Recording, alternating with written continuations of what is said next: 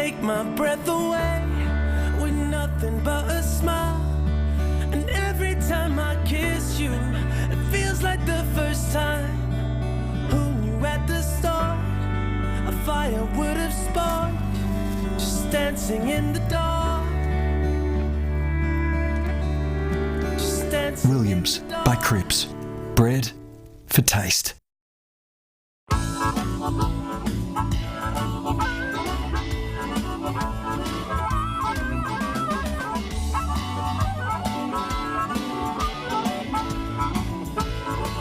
In today's world of self-service, it's nice to know that there's still a place where you can sit back and relax. Bennett's Driveway Service, now at Snug, Lerner Valley and Sandy Bay. For more than 40 years, Bennett's Petroleum has been there for all Tasmanians.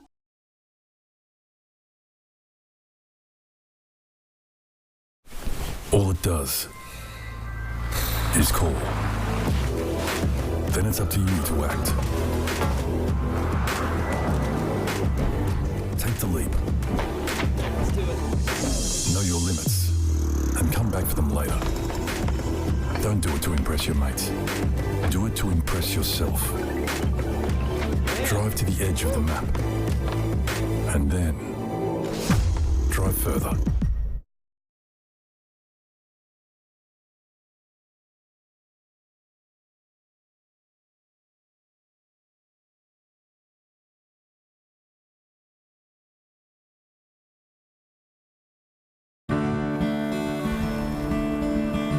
You still take my breath away with nothing but a smile.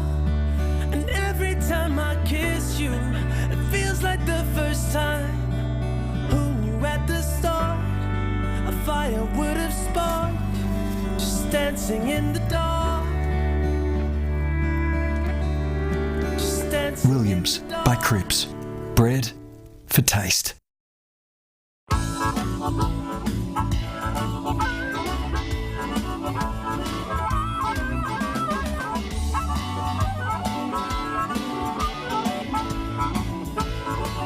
In today's world of self-service, it's nice to know that there's still a place where you can sit back and relax. Bennett's Driveway Service, now at Snug, Lerner Valley and Sandy Bay.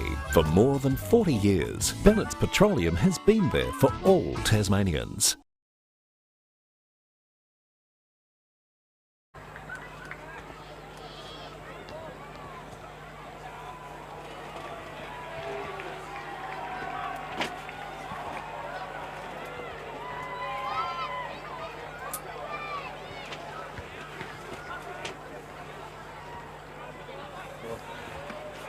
Alright.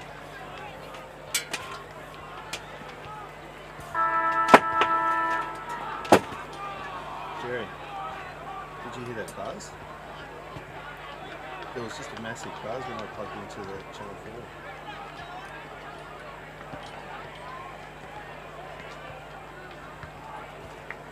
4. Oh, undone it.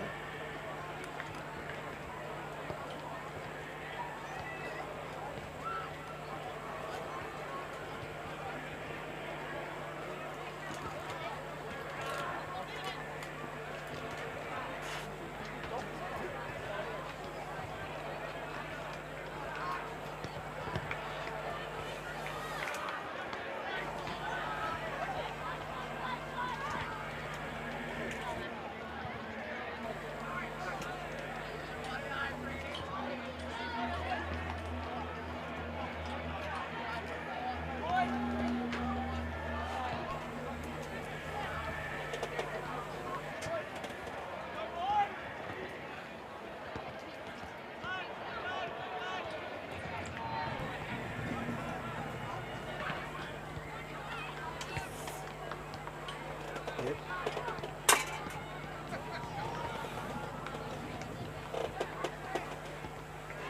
What, you've got a buzz now? Try that. How bad is it? Turn the amp on and off.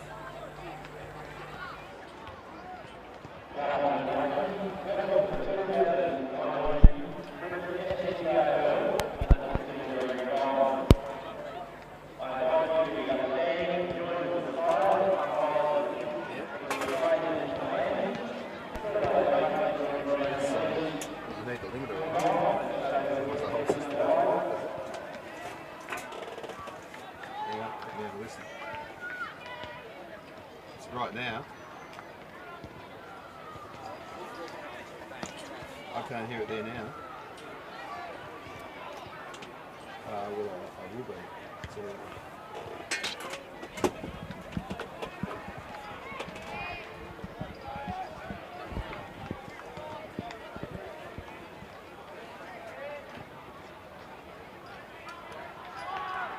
Good afternoon, ladies and gentlemen. It is STJFL Grand Final Day, where yesterday the weather was somewhat inclement. It was very unpleasant conditions. Today, luck is a fortune. The sun is shining here at the home of football. Magnificent conditions for what is the biggest day in the biggest competition of the year. Nearly 4,000 kiddies run around week in, week out. It's STJFL Grand Final, and it all comes down to the under-15 boys that are just settling down in their positions now. You can see in the red and black hoops of Lauderdale and the traditional white with the red slash of Clarence. I am Andrew Silverfox Hopwood, and we're very much looking forward to bringing you this big game. It's going to be a tightly contested match, been very even throughout the year, and already today we've had a couple of fantastic games already. You wouldn't believe it, in that first game, the undefeated Clarence, for all money, they looked like they were going to win that one, and North Hobart surprised them with immense pressure that can happen within a grand final. In the last one, North Hobart evened the score, so 1 to North Hobart, 1 to Clarence, and this one between the boys from the Eastern Shore.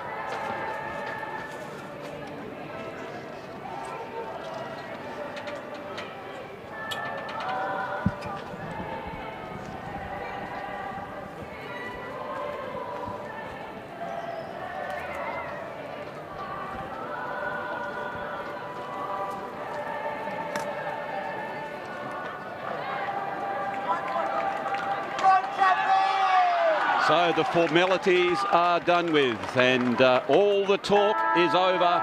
It's time to put it down to action as the boys go out to their positions. And there is the Lauderdale team that's come up before us. They've had a pretty strong season. They've gathered momentum through the 13s, 14s to culminate in them making the grand final in this the big dance. They had a fantastic game last time against Clarence, and Clarence were too good with 8-13-61 to defeat Lauderdale 7-6-48 in the last time they went round. Lauderdale came into the game first of all. They got there, they had to come through the repechage, did Clarence boys. They did that with aplomb, did a very good performance, and so it's going to be very, very close today, the encounter.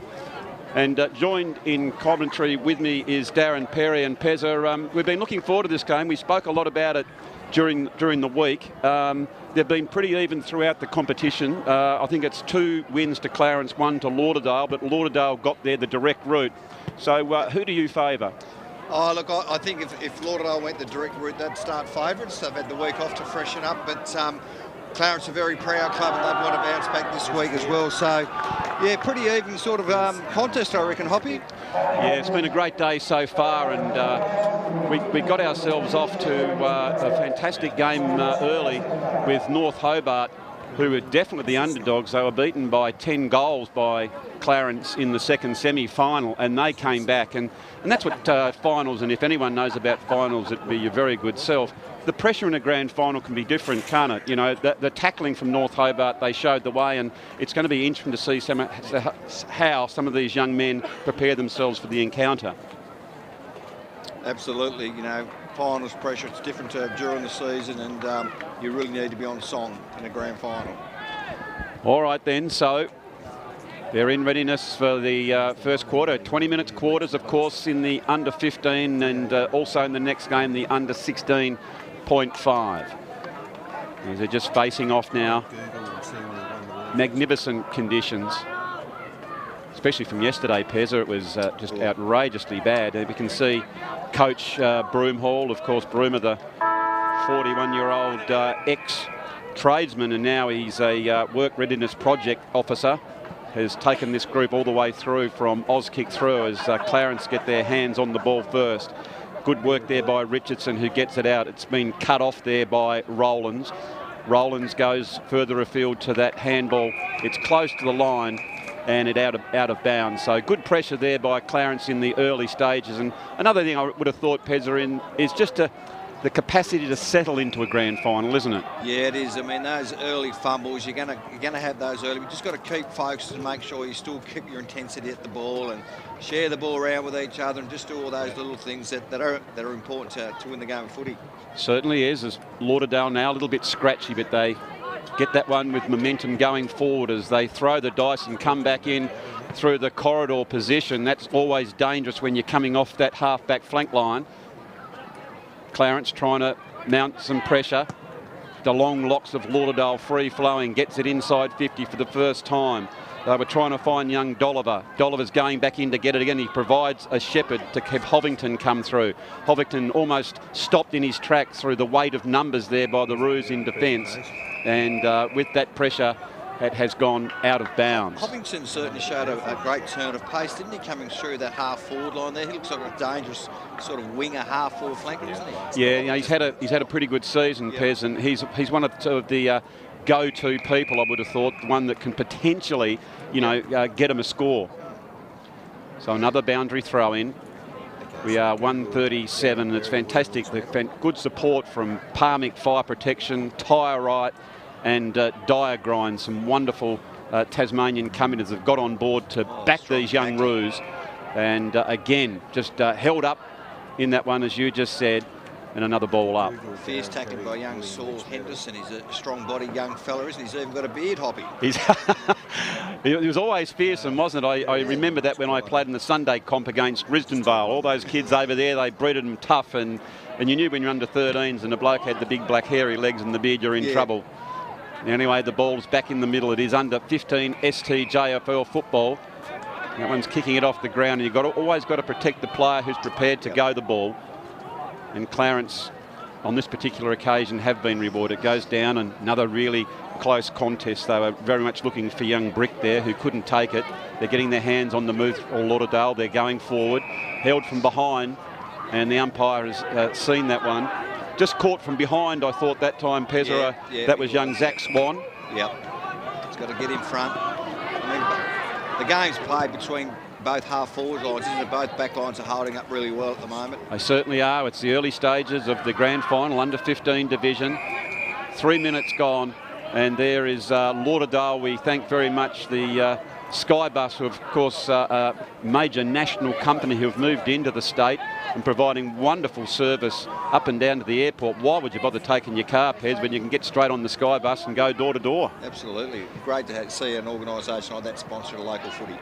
So it's close to the line, and again, that was Tommy Pears who was trying to evade and couldn't do so. A little bit slippery, and it's gone out of bounds. Actually, the ground's come up quite well now, Pezza, and we've had a bit of sunshine on it because it was reasonably slippery early and a little bit chopped up from yesterday's game. Yeah, no, it's a pretty firm deck out there at the moment, so yeah, the conditions are perfect for football. Both sides playing the defensive part of the ground, though, Hoppy. You know, they really need to come on this top side of the ground if they want to kick goals. So it's going to be low scoring if they continue to play that side of the ground. They need to get the balls through the middle of this side of the ground to create scoring opportunities. Gee, that was nice tackle there by Dolliver inside the forward 50. He goes back inboard. He heeded your advice, was probably a little bit slow on the way when he got that ball off. And backing up there is Nichols, taking a very nice mark. Nichols now going directly down the line. Nice mark. It was a very strong mark, and decides to play on to the quick lead. Coming out trying to take that one was Maxie Skelly. He can't do so, and it is Connor Ryan for the Roos who's backed up the young fella with the helmet on the bonce. Clarence now coming back inside. all the play at the moment is on that defensive side, as our learned colleague has said so, and it is very much harder to score from over there. So with nearly 5 minutes gone in this first quarter, it is a 0-all draw at this particular time. Oh, man in front almost paid, but he's just come over the top, and it was a strong effort there, Pez. It was rather courageous, if you like, to take the mark from behind. Yeah, you're always told if you're back when you're behind, punch the ball, but he backed himself in and took the mark. Oh, terrific smother. But Clarence were there in numbers and taking a very nice leap there. What a vertical leap that was by Ryan again. What about this pressure already? The smothering, these 1%ers, and it's almost gives an opportunity for Dolliver. Dolliver's quickly at the back. He goes on the inside-out check side, and he's put it through, Pez, for the first goal of the day. Yeah, terrific play by Lauderdale. They're really working hard from the back line up there. They're giving Clarence nothing up there, and great play by that Crumming player then. So it was good work by Dolliver, and we can see here on the Mood Food replay, he read that one really well. He got on his bike, didn't he? And he was quick to get boot to ball, and that these kiddies practice these across their body kicks, don't they? They certainly do. I mean, we never did those when we were younger, did we, Hoppy? It was always the drop punt. It was the drop punt on the wrong side of the body, but I guess if you can do it like that, why wouldn't you do it? And so Lauderdale draw first blood. As we check the JMC Motor Car Company scoreboard, it is Lauderdale 1 goal straight 6 to Clarence yet to score with 6 minutes gone in this 20-minute quarter. Good ball up, very even contest. It's picked up by Brycey Alomes, the young fella who made his tracks down here, the country fella from Triabunna. Now it is in the forward line. And just checking on this ball. Now it is Clarence who picked that one up. Clarence go deep into attack. It's gone over the top, and it is a goal. Gee whiz, terrific play there, Pezza. I'm just trying to work out who's kicked that goal. Yeah, it was great play, wasn't it? And it's the first time that Clarence had penetrated Lauderdale's strong backline. Very good play by Clarence. They moved the ball a lot quicker than Hoppy. They certainly did. We'll probably have a look at the Mood Food replay in just a moment. It might have been Hein Haycock, I think, who had got it, and that has levelled the scoreboard up. They got plenty of open space there, didn't they? It was almost like the forwards sort of let out, created space over the back, and that's where they kicked that ball. It's such a small ground like North Hobart, you need to really keep your forward line open to be any chance to kick goals, and that's what Clarence did then. So it was a good tap out there by Owen. Slipping over at that time was Alomes. Now it's done by Rowlands, who's been pretty influential. And here's this young fella, Dolliver again. Dolliver swings and goes quickly. There is the open forward line that we spoke to. Clarence just try and get that one out at any cost, and they've gone for the safety of the boundary line. I'd much prefer it there than in the goals, and it'll be another boundary throw. And they seem very evenly contested all around the ground. Yeah, they do. I think everything's pretty even. I mean, obviously the score's even as well, but just in general play, you know, both sides are competing well at the contest. You know, there's no side that's got an advantage at the ball ups or anything like that. It's a really even competition at the moment. One would suspect Pezza should go down to the line as that ball is kicked directly through the centre of the ground, picking it up and charging through, but didn't get their way out on that. It was a nice pick up. Here they go again. It's Dolliver who picks it up. He made good possession. Bit of friendly fire by Clarence, trying to barge their way through off as they get it out. That was Hein Haycock again, going around the defensive side, but it's very offensive because they got the run on to Clarence as they get it in. Now, look at this. Over the back, really got a good sense of it. Wow. Has the shot towards goal. I think that might have been Kemp who's put that one through. The tall forward. He looks dangerous, Kemp. Doesn't he move well? For an under-15 kid, the way he read the play, knew the ball was going to go over the back. He moved quickly, very agile for a tall guy, and quick movement from the back line by Clarence. Open forward line, goal.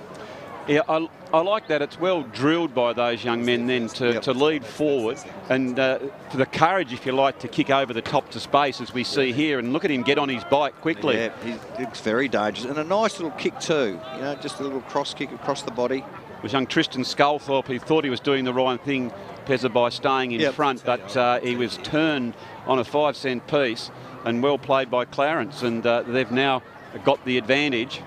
Just picking it up. Well played there by Menzie.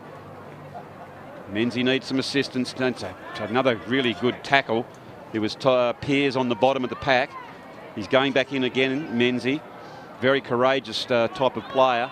You can see here he's working his way towards the ball, just willing himself over it. Tackling by both sides has been really good, Hoppy. Like, they're going low, they're going at the hips. It's quite fierce, but nothing high, so they've been really disciplined, both sides, with their tackling. Another pretty even bounce. It's Lauderdale who pick it up. Now that's openness again. It goes over the top. Who's first to get to the ball? They keep it in. Coming back to an area of danger as Dolliver has a shot, but I think it might have just been... Through. Yeah, good, well played. Good team play by Zach Swan to try and get it back into that area of uncertainty in a defensive position there for Clarence, but it was already through. Oh, nice mark. Gee whiz, coming over the back, that was Owen. Owen now, probably not his best kick. No. And it's coming out with a bit of interest. I think that might be Hooker who picks it up, Fletcher Hooker. He's trying to just gain some valuable meterage, but it's gone out of bounds and another boundary throw in. So, very even contest. It's halfway through the first quarter. As is always the case, Pez, you can't win them from the first quarter, but you can certainly lose them if you drop a couple of early goals. As that was a nice handball out by Ryan, who's got plenty of the ball. Comes back towards Lauderdale's advantage. They're working their way toward that line. It's very close, but Clarence keep it in, and they get the kick around the body as it goes towards Henderson. Henderson then is backed up by Hooker, trying to barge his way through. Clarence have the numbers, and it's a little bit scrappy over there. I'm sure they'll both try and get it out into that open spaces, and cutting across, coming hard at it was Sculthorpe, and he sees the safety of the boundary line and another throw in. Yeah, both teams have come with real high intensity, haven't they? They've both matched their intensity. So it's a ripping game that no side has got an advantage either way regarding the intensity and the way they're going about their footy. So it's going to be a real close contest, I'd say. Good tap out there by Owen, and Lauderdale standing firm.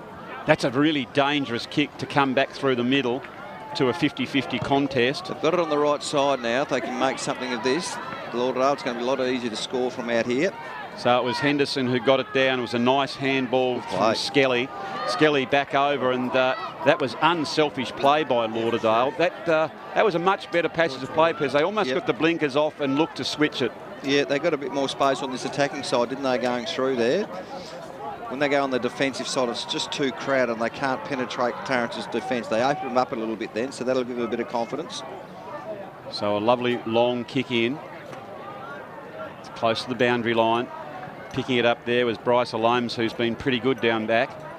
He did a great job in the best and fairest, was runner-up, and we can sort of get a sense why. He's very stoic down there in the defensive half for Clarence.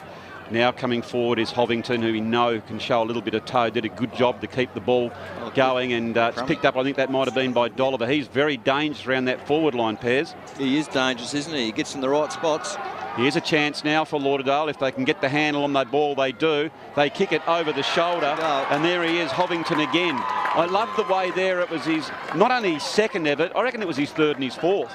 Yeah, he's got a lot of pace, hasn't he? He hits the ball at full speed, which you want to be, and he's got that momentum which gets him through the pack. So, you know, he's a player that he's coming off the wing by the look of it too, Hoppy. So he runs deep, he runs hard, he's got plenty of pace, and he's had a really good start to the game.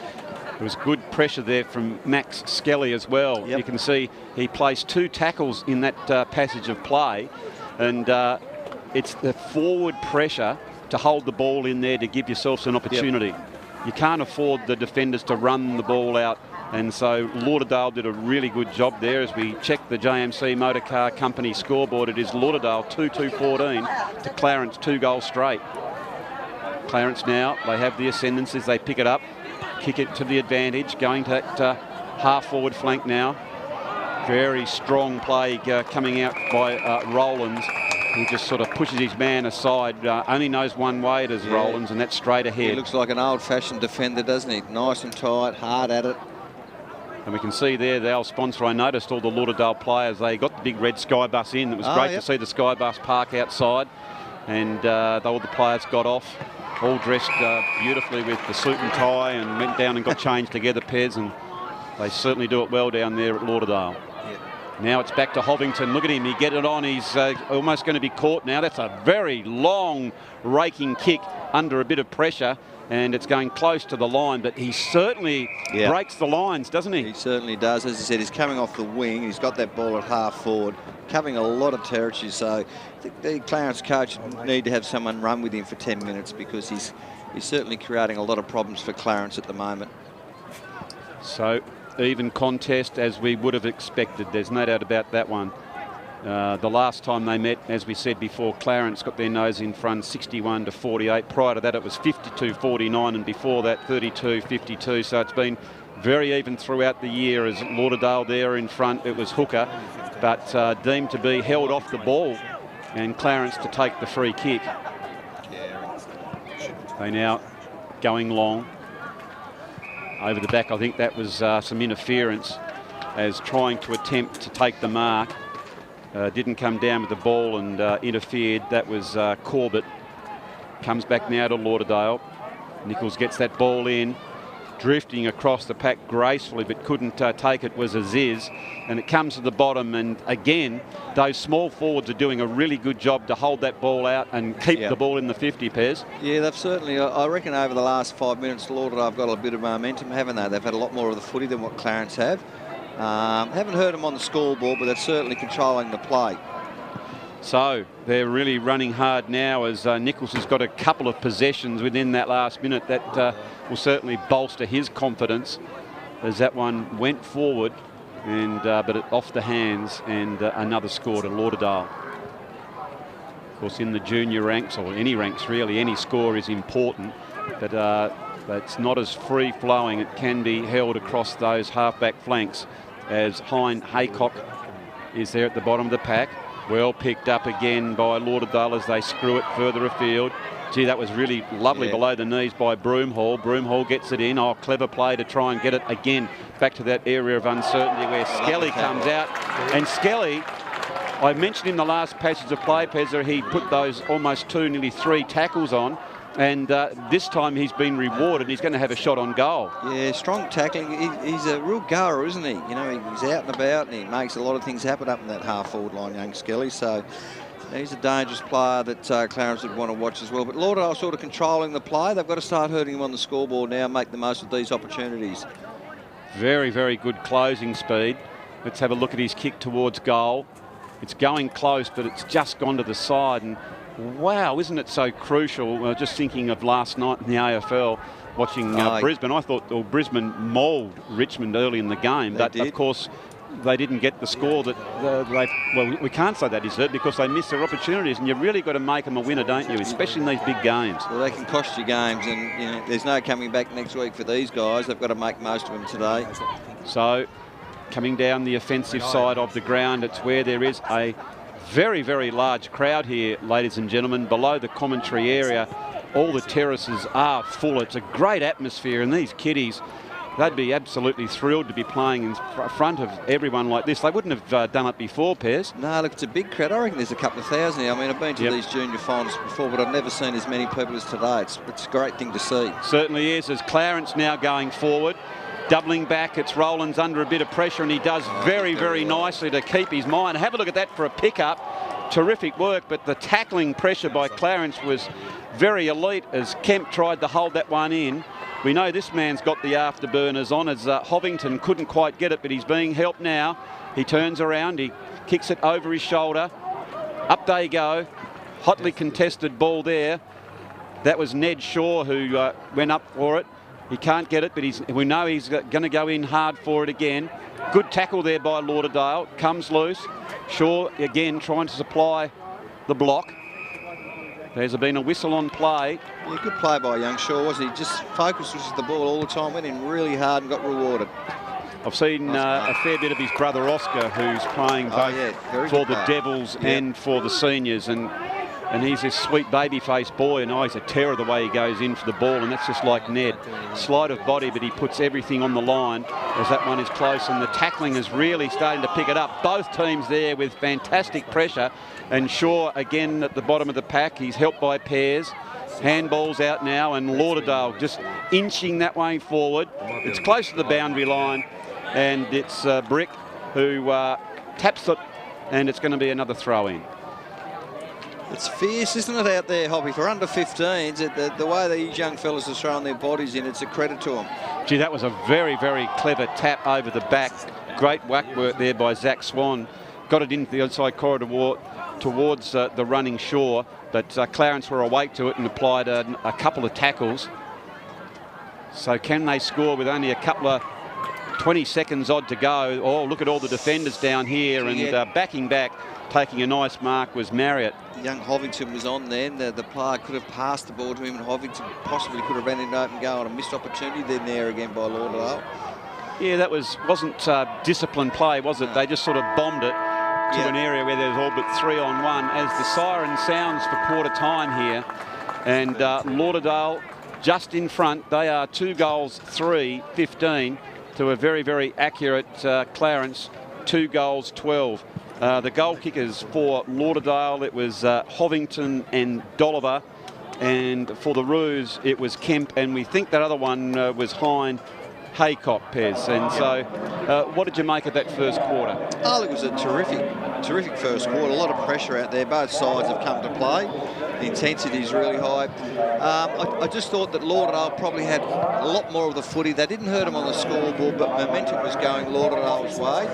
When Clarence went forward, they looked dangerous. I mean, the big guy up there at full forward for Clarence is, you know, he's going to be a real worry for him. Kemp. Yeah, Kemp. He looks very dangerous. So at the moment, Lauderdale just slightly on top, but they're getting a lot more of the ball than what Clarence are. So, you know, it's going to be a real even game, I can see. If Clarence start getting more of the ball in the middle with their dangerous forwards, it'll make it a lot more interesting. But very even game so far. All right, well, now's your opportunity to quickly nip out and get the kettle on, as we're going to take a very, very short break here from North Hobart, and we'll be back with the second quarter action of the under-15 grand final in just a few moments.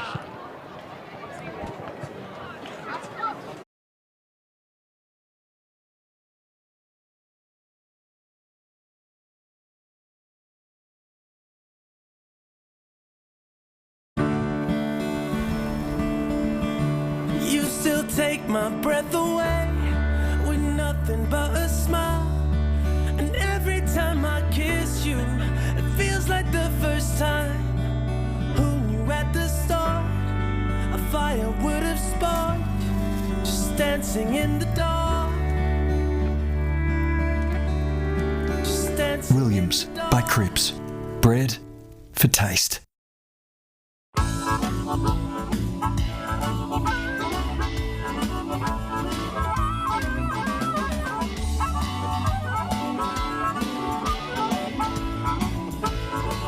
In today's world of self-service, it's nice to know that there's still a place where you can sit back and relax. Bennett's Driveway Service, now at Snug, Lerner Valley and Sandy Bay. For more than 40 years, Bennett's Petroleum has been there for all Tasmanians.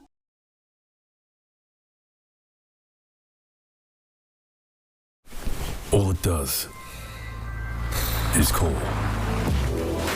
Then it's up to you to act. Take the leap. Know your limits and come back for them later. Don't do it to impress your mates. Do it to impress yourself. Drive to the edge of the map.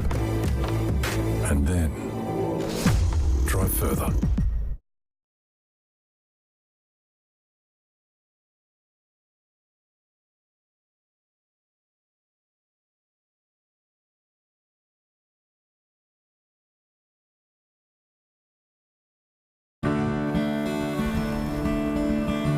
You still take my breath away with nothing but a smile.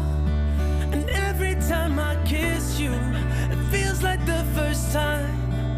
Who knew at the start a fire would have sparked, just dancing in the dark. Just dancing Williams in the dark. by Cripps. Bread for taste.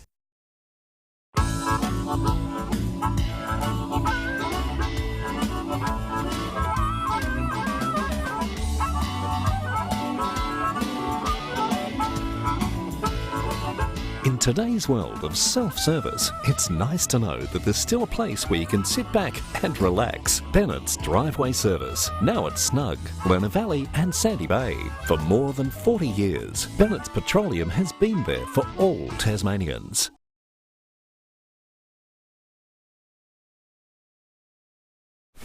All it does is call. Then it's up to you to act.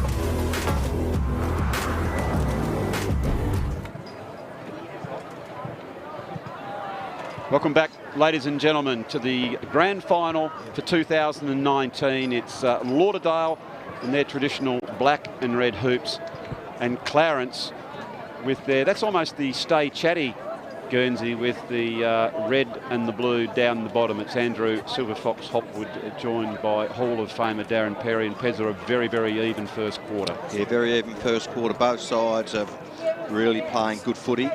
It could come down to the last 5 minutes in the last quarter, Hoppy, the way these sides are going about it. Very fierce competition. And yeah, both sides playing good footy. Yeah, sometimes you just need to hold your composure, and it is almost like a bit of an arm wrestle, it can be said, for the first few quarters. You just got to hang in there and then really make your mark. As it's a great day, the grand final day. You can see people, if they only come for one day, they'll make their way out. You've got grandparents, uncles, aunts, any relations, friends from the community come and have a look at their young kiddies who represent their club, and everyone is doing that very nicely. As Shaw, who was at the bottom, can you imagine walking down the hallway at the Shaw household when you got young Ned and Oscar coming at you? Yeah, they're both tough kids, aren't they? Certainly are, as the ball now comes over the top. Lauderdale slightly held that then. I think it was fair enough to play it on. That was Beatson trying to get his hands on the ball, but Clarence come away very nicely with an excellent pass. They swing around and move the ball very quickly. Goes over the top that time of Clark, and Lauderdale are about to mop that up at half back, and that's a really strong mark by Howlett. Nice kick, beautiful pass. Oh, wow. Gee, that was good direct play, wasn't it? It was strong hands over the top and leading out Skelly, and Skelly, terrific in front of his eyes, has taken that mark. And Clarence didn't do that before. The forwards just stood behind their backman, the Lauderdale opponent. Lauderdale getting in front in their forward line, leading straight up the ground. A shot on goal. So it looked like to me that was all but a little bit over the distance than young Skelly could make, and it's just been tapped, and it's going to be a boundary throw in. But it's deep into the attacking area, early stages of the second quarter. Lauderdale have the ascendancy at this stage. Not prepared to pick the ball up as Dolliver screws that one over, and almost like a goalkeeper. Luckily there, smartly, shrewdly, Clarence were right on the line being able to take that mark. It's Lauderdale over the back, picking it up. Well played then by Rowlands. Over to Shaw, one of the absolute prime movers. They seem to have a few numbers behind the ball there, Pez, Clarence. Yeah, they do, and but they can't get it past half forward, can they? Lauderdale's backline's been superb. Good handball over by Mead. Trying to bend down. He's a very strong fellow, young Noah Mead. Back in towards the centre of the ground. Oh, here they go. If they can get their handle on that, they've got the wheels. Great pace. Darting that ball forward. It's a nice kick, wasn't it? Oh, gee, that was terrific play. Bit of movement by then, Clarence. They had a lot more space to run into. The Lauderdale defenders have pushed up high, probably a little bit too high, and got caught out over the back. So it is Murrell. Murrell now, small in stature, but accurate in his kicking. Lovely kick on goal. He's kept his head nice and straight, his hands low, and kicked through the ball, and he's put it through for the first goal of the second quarter. Missed opportunities once again by Lauderdale. They've had 6 scoring shots for 16. Clarence have only had 3, yet Clarence are in front. So it just goes to show you've got to make the most of those opportunities going forward. Absolutely. There is no doubt about that. You can win everywhere. You can have the most possessions. You can have the most time with the ball. All of that. But at the end of the day, it only counts if you have the score on the board. pretty simple stuff, but that's the reality of it. As Shaw gets a bit of a tap out here towards Henderson. Henderson screws that ball back, but Clarence, they back and take a very nice mark. Goes out towards Hein Haycock. Picking it up now, driving it again is young Will Broomhall. Bounces to the side. Clarence there. They're doing that very nicely, actually, Pez. Always seemingly to me there's someone at the back prepared to take that handball. Yes. So now you can hear the crowd really getting involved. Fierce contest as Broomhall gets the tackle. Pulled it back as I think that might have been Brickick trying to escape the clutches, but nice work there by Broomhall to try and stop that play. Big, strong tap there by Clarence Ruckman. Again, not giving an inch. And it's fairly even at the stoppages, I'd say. Hoppy, both sides working really hard in the stoppages. No, I guess, advantage either way. Nice tap. Yeah, it was a good tap. Shaw's there. Can't get the handle on that one, but it's socket off the ground by Beatson. Here's a chance. They try to give the old don't argue. Handballs back to a 3-on-1. Maybe could have got on the old left foot. It's easy from the commentary tower, but it's Beatson again. Handballing over, but Clarence have that one at the last line of defence. They're doing that so well. They've got the old goalkeeper back there, haven't they, Hoppy? He's worried about his opponents just pushing deep into defence, and it's saved them quite a few times. It has saved them, absolutely. I think they're doing it well, and maybe that's something that Supercoach Broomhall might have to look at. You might have to put someone deep to stop that fella running out of that back line like that. Because it's actually not a defensive position, is it? No. It's more offensive. As well played there by Sculthorpe, comes in, overrunning it Dolliver. Again, they're able to get that loose man in Blake Marriott, kicking it out towards the wing position. Running hard is Richardson. Gets the screw around the body, but it's lovely work, and that might have been Hovington who picks it up. He's dispossessed there by weight of numbers by Clarence as they get it inside their 50, but a very, very timely mark by the defender there for Lauderdale. Just kept his eye on the ball. Yeah, lovely mark. Under pressure too. Gee whiz, there were two there from Lauderdale. Who was that? That was Howlett and Owen. And they probably didn't talk as well as they should have. Oh. And out of absolutely nothing, something has come for Clarence. So I think this is going to be their goal kicker, young Thomas Murrell, who's got it. Yeah, he's playing front there, hasn't he? He presents well. I mean, the tall guy obviously should be the target up there, but he's not scared to present himself when he has to, and he certainly did on that occasion. Well, if you do play in front, there's every opportunity that someone has to come over the top of you. He's got a good kick on him. Have a look at that. He has just sized that one and put it straight through the old high diddle. And Thomas Murrell, in the blink of an eye, has got his second goal. And Clarence now with a little bit of a gallop on. Lauderdale had all the play. But Clarence so accurate, 4 goals straight, 24. Lauderdale, 2 goals, 4-16. And there we can see on the Mood Food replay that beautiful kicking that style. Kick for goal. Well, already he's only had a couple of touches, Pez, but he's got 2 goals. He's dangerous. Yep. Very, very dangerous as the big ruckman go up. That's Hein Haycock, and they're getting it to the advantage of Clarence. And it's slight danger signs here. They're starting to get a bit of belief. Their efficiency inside the 50 has been absolutely wonderful as Nichols has gone there, and there's been a little bit of lip, I reckon. Chirping at the umpire. I mean, the free kick was definitely there. He's obviously frustrated. You know, he's overzealous in his approach to the ball. Made a mistake. Get on with it. You can't afford to give away 50-metre penalties. And Clarence have just popped that one through as you get the high fives. Got to switch on now, don't they, Lauderdale? Not get sucked in or lose their focus. As I said, the free's definitely there. Well, you can see there that the Clarence player absolutely didn't have the ball, and that was McMahon. It was McMahon's kick, and he was able to, what was a 50-50 shot at best, I guess, be walked right into the line. So now it is Lauderdale on 2-4-16, trailing Clarence 5 goals straight, 30. Isn't it amazing? They've kicked away. Lauderdale probably had most of the play in the last 5 minutes. Clarence have got the momentum and have scored quickly, very quickly. And that is the danger sign, isn't it? It is, with the pace that they've been able to score. So Lauderdale, they're going to try and arrest this play now as they take possession in the centre of the ground. They do come out the attacking side. There's been a whistle on play. Another undisciplined act. Oh dear, that's really coming a little bit apart here, Pez. I didn't see that. I think after the kick, just wanted to have a bit of a show of strength, and there was no need for that. No. And so Clarence are rewarded for another inside 50, and down it goes, and oh, that's a strong mark. Oh, they thought it was touched, and so he decides to play on anyway. It goes over the back, not attempting to mark Devine on that particular occasion.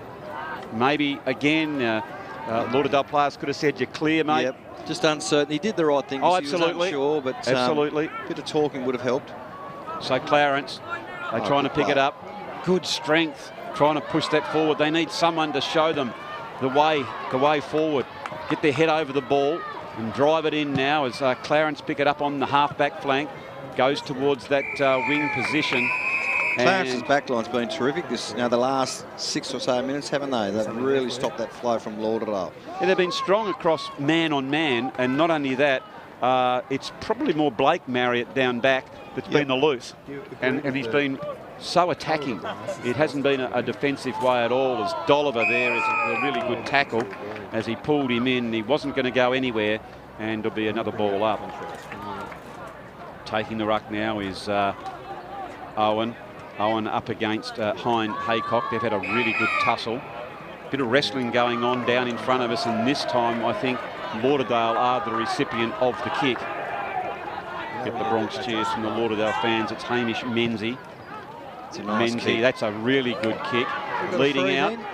Almost in the modern day chopping of the arms, wasn't it? Could have been paid that way, but umpire decides to have it play on, and that's fair enough as Jake Kemp.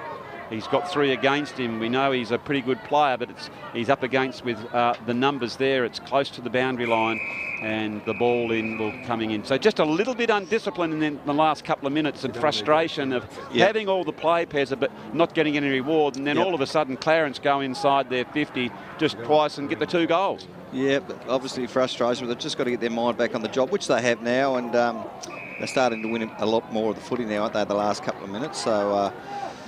But Clarence, they're on a bit of a roll. It's going to be very interesting.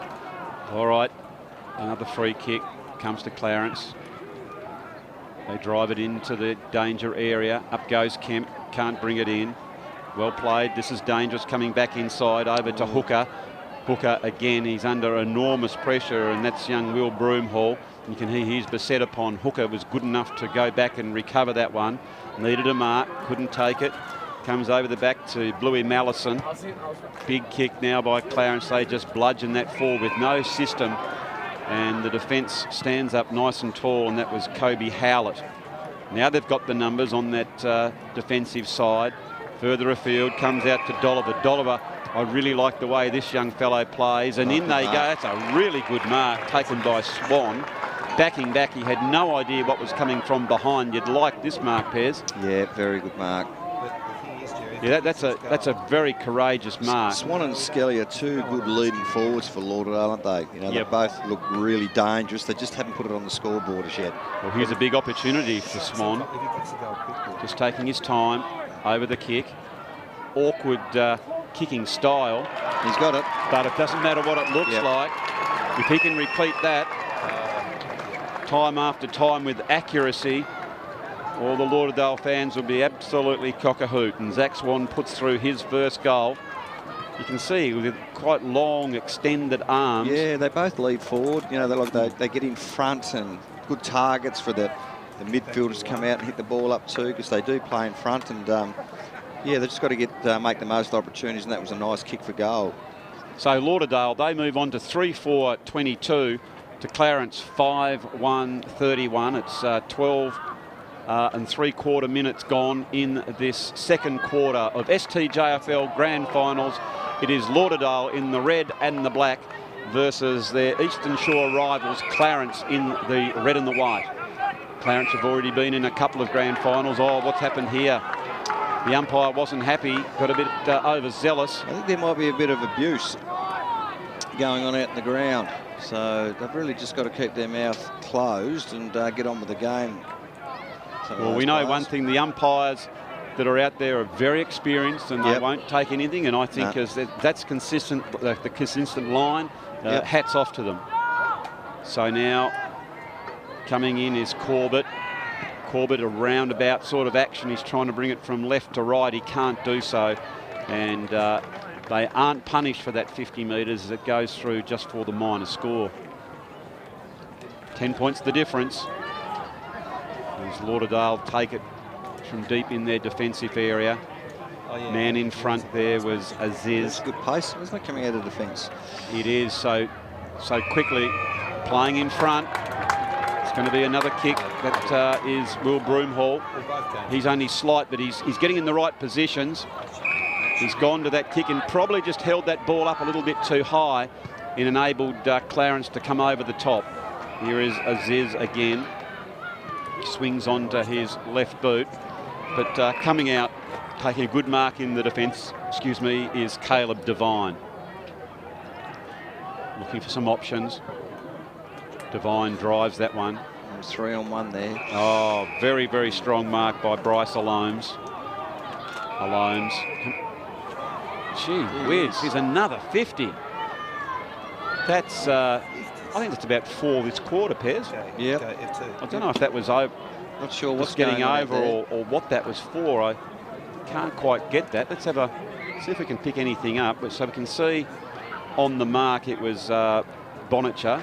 He's just moved forward 1 or 2. He's gone forward. He has gone forward. So we can't hear, but one would assume that he sort of said, don't go forward. Yeah, and he kept going. And he kept going. So Alomes, who's been a very, very good defender. Kick. That is a big kick. That was a magnificent kick, wasn't it? Look at that, Dave. He absolutely threw it up the East Coast. The big try-bunner, St Virgil's scholar, has slotted that one through for a very, very nice goal. And he's been very good, Bonnicher. Like, he's a good, strong, size midfielder too, isn't he? Yeah, been winning a fair bit of the footy. So Clarence, like all good teams, they answer the call when the opposition gets a goal. Yep. They say, well, if that's what you've got, we're going to put a stop to it. And well played by them as it's coming down now to the 16-minute mark of the second quarter. And gee whiz, Lauderdale wouldn't want to give up one here as they defend stoutly. And Ned Shaw takes that mark. Shaw swings it around close to the boundary line, bursting their way through. Gee, that's a really good tackle by Ryan. And he got boot to ball then, but anyway, obviously he didn't. It's interesting you say that. I noticed in a previous game a few people were calling for ball, but they were the people had disposed on it, and so the umpire had paid that free kick as it comes back around. Overrunning it on that particular occasion was Devine, and Clarence now certainly do have the numbers in Corbett. Corbett comes back. Oh, what's happened here? Oh, that's an interesting one, Pez. I thought it was a good contest. Did seem a good contest. 2 guys just going at the footy. A bit unlucky then, I think. So Rowlands went for the ball. Might have had the high arm, but it was just body work. I wouldn't have thought that would have been a free kick. However, the umpires are being consistent. No, he surely couldn't have missed. I think no. Oh, the way he swung his head back in disgust, I thought, my goodness. We've pumped young Thomas Murrell up for his accuracy, and that's his 3rd goal in the quarter. He's really providing a good target. Let's have a look at the kick off the boot. Oh, it just went through. Just went through, yeah. But look at him put his head down as if to say, oh, gee, oh dear, what have I done? And all clear. And Clarence again, well played. So that was Lewis Rowlands, who, as far as we were concerned, just probably a little bit unlucky there. It was seemingly a good contest. So Clarence now, gee whiz, this is really clear. They have doubled the score, 22-44, as the crowd getting behind their Bombers as Ned Shaw gets it inside 50. They need a clean pickup as Bonnicher's going towards the ball. Coming out further afield is Skelly. Skelly, who we know is a really good target.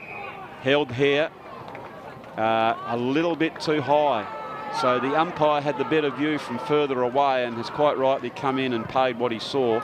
and Clarence to repel another attack. As coming out and taking the strong mark was Brycey Alomes. He's becoming a pivotal figure in this game, Pez. He sure is. Again, Lauderdale playing slightly behind. And it's just slight danger signs here, isn't there? As Lauderdale need to get some composure. They need someone to stand up for them and lead the way. It's coming back in there. They've got a bit of height. Look who's at the front of the pack. He swerves one way, goes the other, and you know he can kick the goal. And he has put it through. Thomas Murrell for his 4th goal in the quarter, Pez. He's been sensational, isn't he? I mean, he's taken a mark, free kick and ground level. You could see that we had a fantastic view of this. As soon as he got it, I thought this is going to be the inside of the boot. Watch how he positions himself here, though. He gets right to the front of the pack. He knows there's not going to be a marking option. He gets to the front and centre. Yep, just moves nicely. Yeah, he thought his way through that perfectly. I think you just summed that up. He absolutely thought his way through it, didn't he? Yep. You know, I thought, can he go run round on his left? It might get smothered. There was just like a little corridor, and he went for it and cleverly dribbled it through. So now there's danger signs for Lauderdale as Clarence have moved on to 8-2-50. Lauderdale somewhat languishing behind on 3-4-22, and they've got their mitts on the ball again. So Lauderdale need to really hang tough as they go forward now. They need someone to clutch it. That loose man again. Yep. And it is Blake Marriott. Yeah, he's been fantastic down back, hasn't he? He's been a bit like Jeremy Howe was Friday night. Yep. And gee whiz, didn't they play well, the old Maggies, and that would have warmed your heart, wouldn't it? Fantastic. Absolutely. And there is, close to the boundary line, Bryce Alomes goes for the ball. And I think that siren couldn't have come quick enough for the beachside suburb of Lauderdale just to gather their thoughts and composure as they go into half-time, trailing Clarence. As we just said, it's 3-4-22 to Lauderdale, 8-2-50. And what about that breakout performance in the second quarter? 4 goals to Thomas Murrell, singles to Jake Kemp, McMahon, Hine Haycock, and Bryce Alomes, the big, strong defender who had that beautiful kick for goal. And for Lauderdale, the very, very speedy Logan Hovington, the strongness of Zach Swan, and again, the elusive Jack Dolliver-Pez. Yep. Yeah, Clarence just obviously got on a real roll that quarter, made the most of their forward entries. Murrell was very dangerous, but they've got a good forward setup. They've got plenty of space up there, so guys like Murrell can chip in there and kick those goals. Their back line was very good, repelled a lot of the Lauderdale attacks. Lauderdale was still certainly trying hard, gave away quite a few free kicks and 50-metre penalties, lost their focus there a little bit, but Lauderdale could still have plenty of heart knowing that they are more than competitive against Clarence, so they just need to refocus for the next quarter, start winning the ball from the middle of the ground, so probably getting beat at those centre bounces in that quarter then, Hoppy. Yep. And, you know, things can turn around pretty quickly, but Clarence, you know, they've really got on a bit of a roll that quarter, so the first 5 minutes of the third quarter will be very interesting. Yep, I totally agree. And the only other thing just to add to your expert comments was just the Blake Marriott all but has been dominant down back, that loose man, and he has really provided the driving force. So, ladies and gentlemen, we are going to take a break here from the STJFL Grand Final for the under-15s. It's Lauderdale 22 trailing Clarence 50. We'll be back with the second half after this break.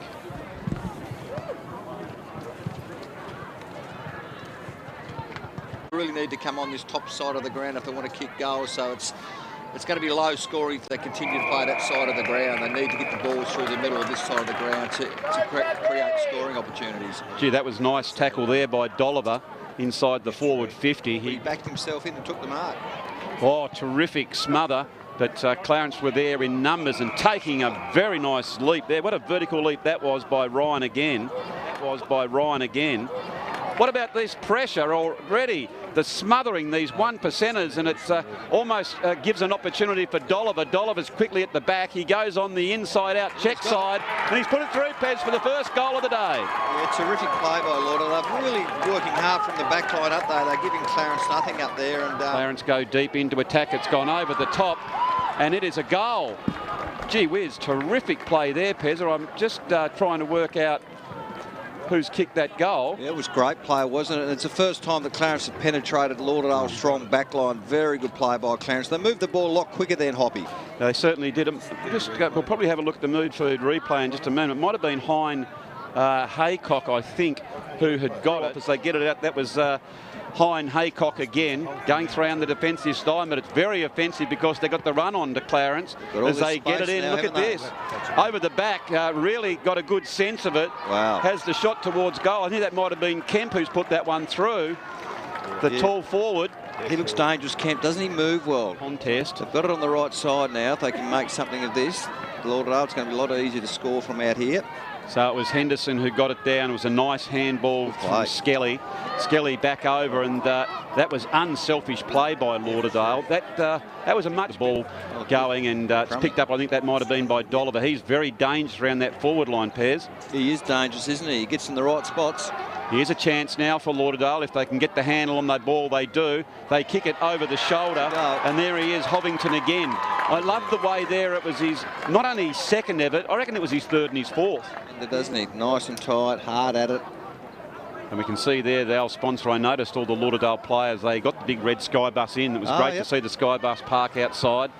And all the players got off, all dressed beautifully with the suit and tie, and went down and got changed together, Pez, and they certainly do it well down there at Lauderdale. Now, gee, that was really lovely below the knees by Broomhall. Broomhall gets it in. Oh, clever play to try and get it again back to that area of uncertainty where Skelly comes out. And Skelly, that up at half back. And that's a really strong mark by Howlett. Nice kick, beautiful pass. Oh, wow. Gee, that was good direct play, wasn't it? It was strong. They've got the wheels, great pace. Darting that ball forward. It was a nice kick, wasn't it? Oh, gee, that was terrific play. Bit of movement by then, Clarence. Now they had a lot more space to run into. The Lauderdale defenders have pushed up high, probably a little bit too high, and got caught out over the back. So it is Murrell. Murrell now, small in stature, but accurate in his kicking. Lovely kick on goal. He's kept his head nice and straight. His hands low. And occasion.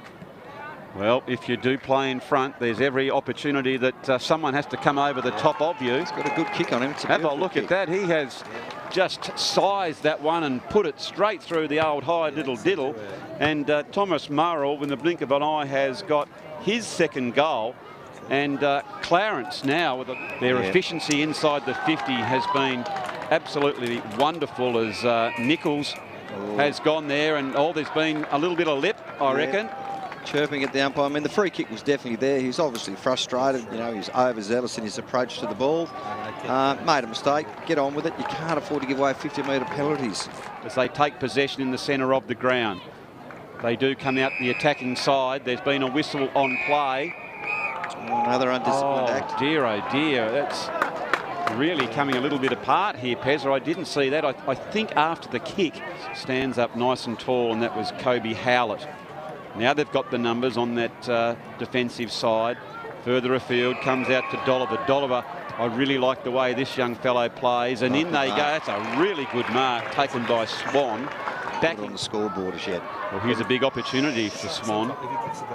Just taking his time over the kick. Awkward kicking style. He's got it. But it doesn't matter what it looks like. If he can repeat that. Tight loans. Gee whiz, here's another 50. That's, I think that's about 4 this quarter, Pez. Yeah. I don't know if that was, he sort of said, don't go forward. Yeah, and he kept going. And he kept going. So, Alomes, who's been a very, very good defender. Kick. That is a big kick. That was a magnificent kick, wasn't it?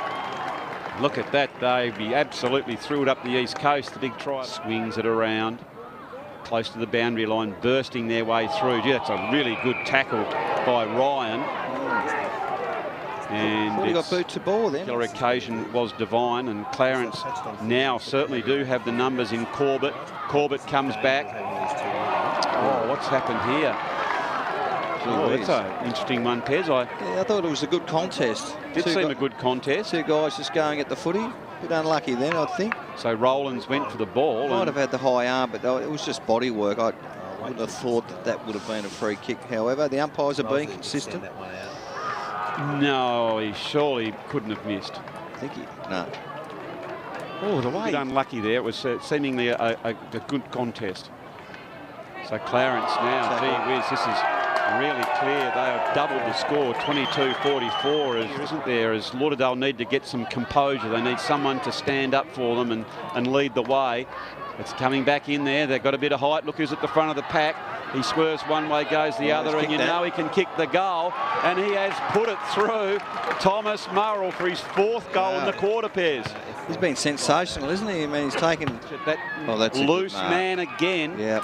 And it is Blake Marriott. Yeah, he's been fantastic down back, hasn't he? He's been a bit like Jeremy Howe was Friday.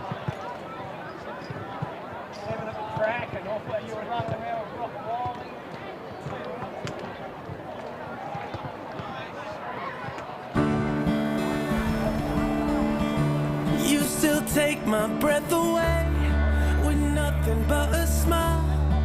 And every time I kiss you, it feels like the first time. Who knew at the start a fire would have sparked, just dancing in the dark. Just dancing Williams by Cripps. Bread for taste.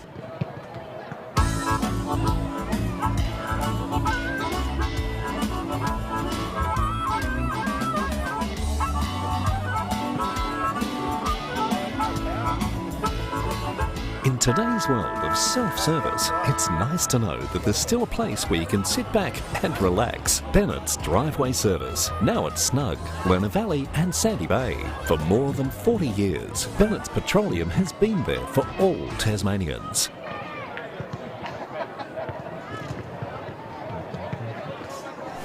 All it does is call. Then it's up to you to act. Take the leap. Know your limits and come back for them later. Don't do it to impress your mates. Do it to impress yourself. Drive to the edge of the map and then drive further.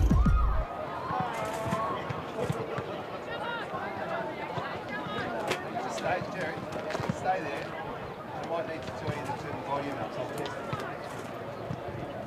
What's the volume on each one? Check 1, 2.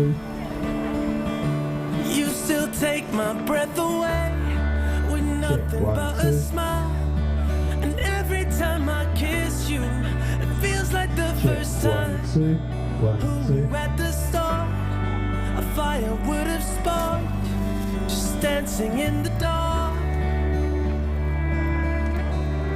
Just dancing Williams by Cripps. Bread for taste.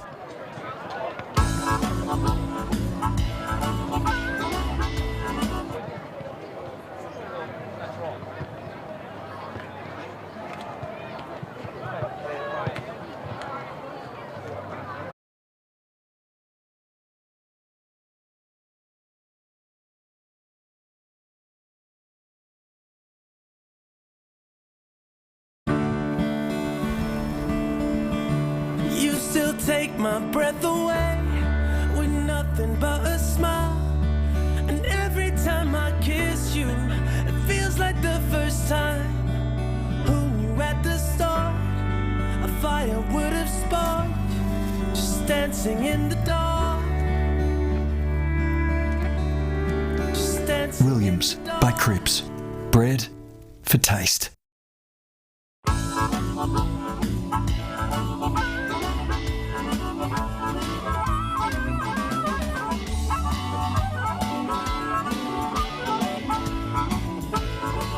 In today's world of self-service, it's nice to know that there's still a place where you can sit back and relax. Bennett's Driveway Service, now at Snug, Lerner Valley and Sandy Bay. For more than 40 years, Bennett's Petroleum has been there for all Tasmanians.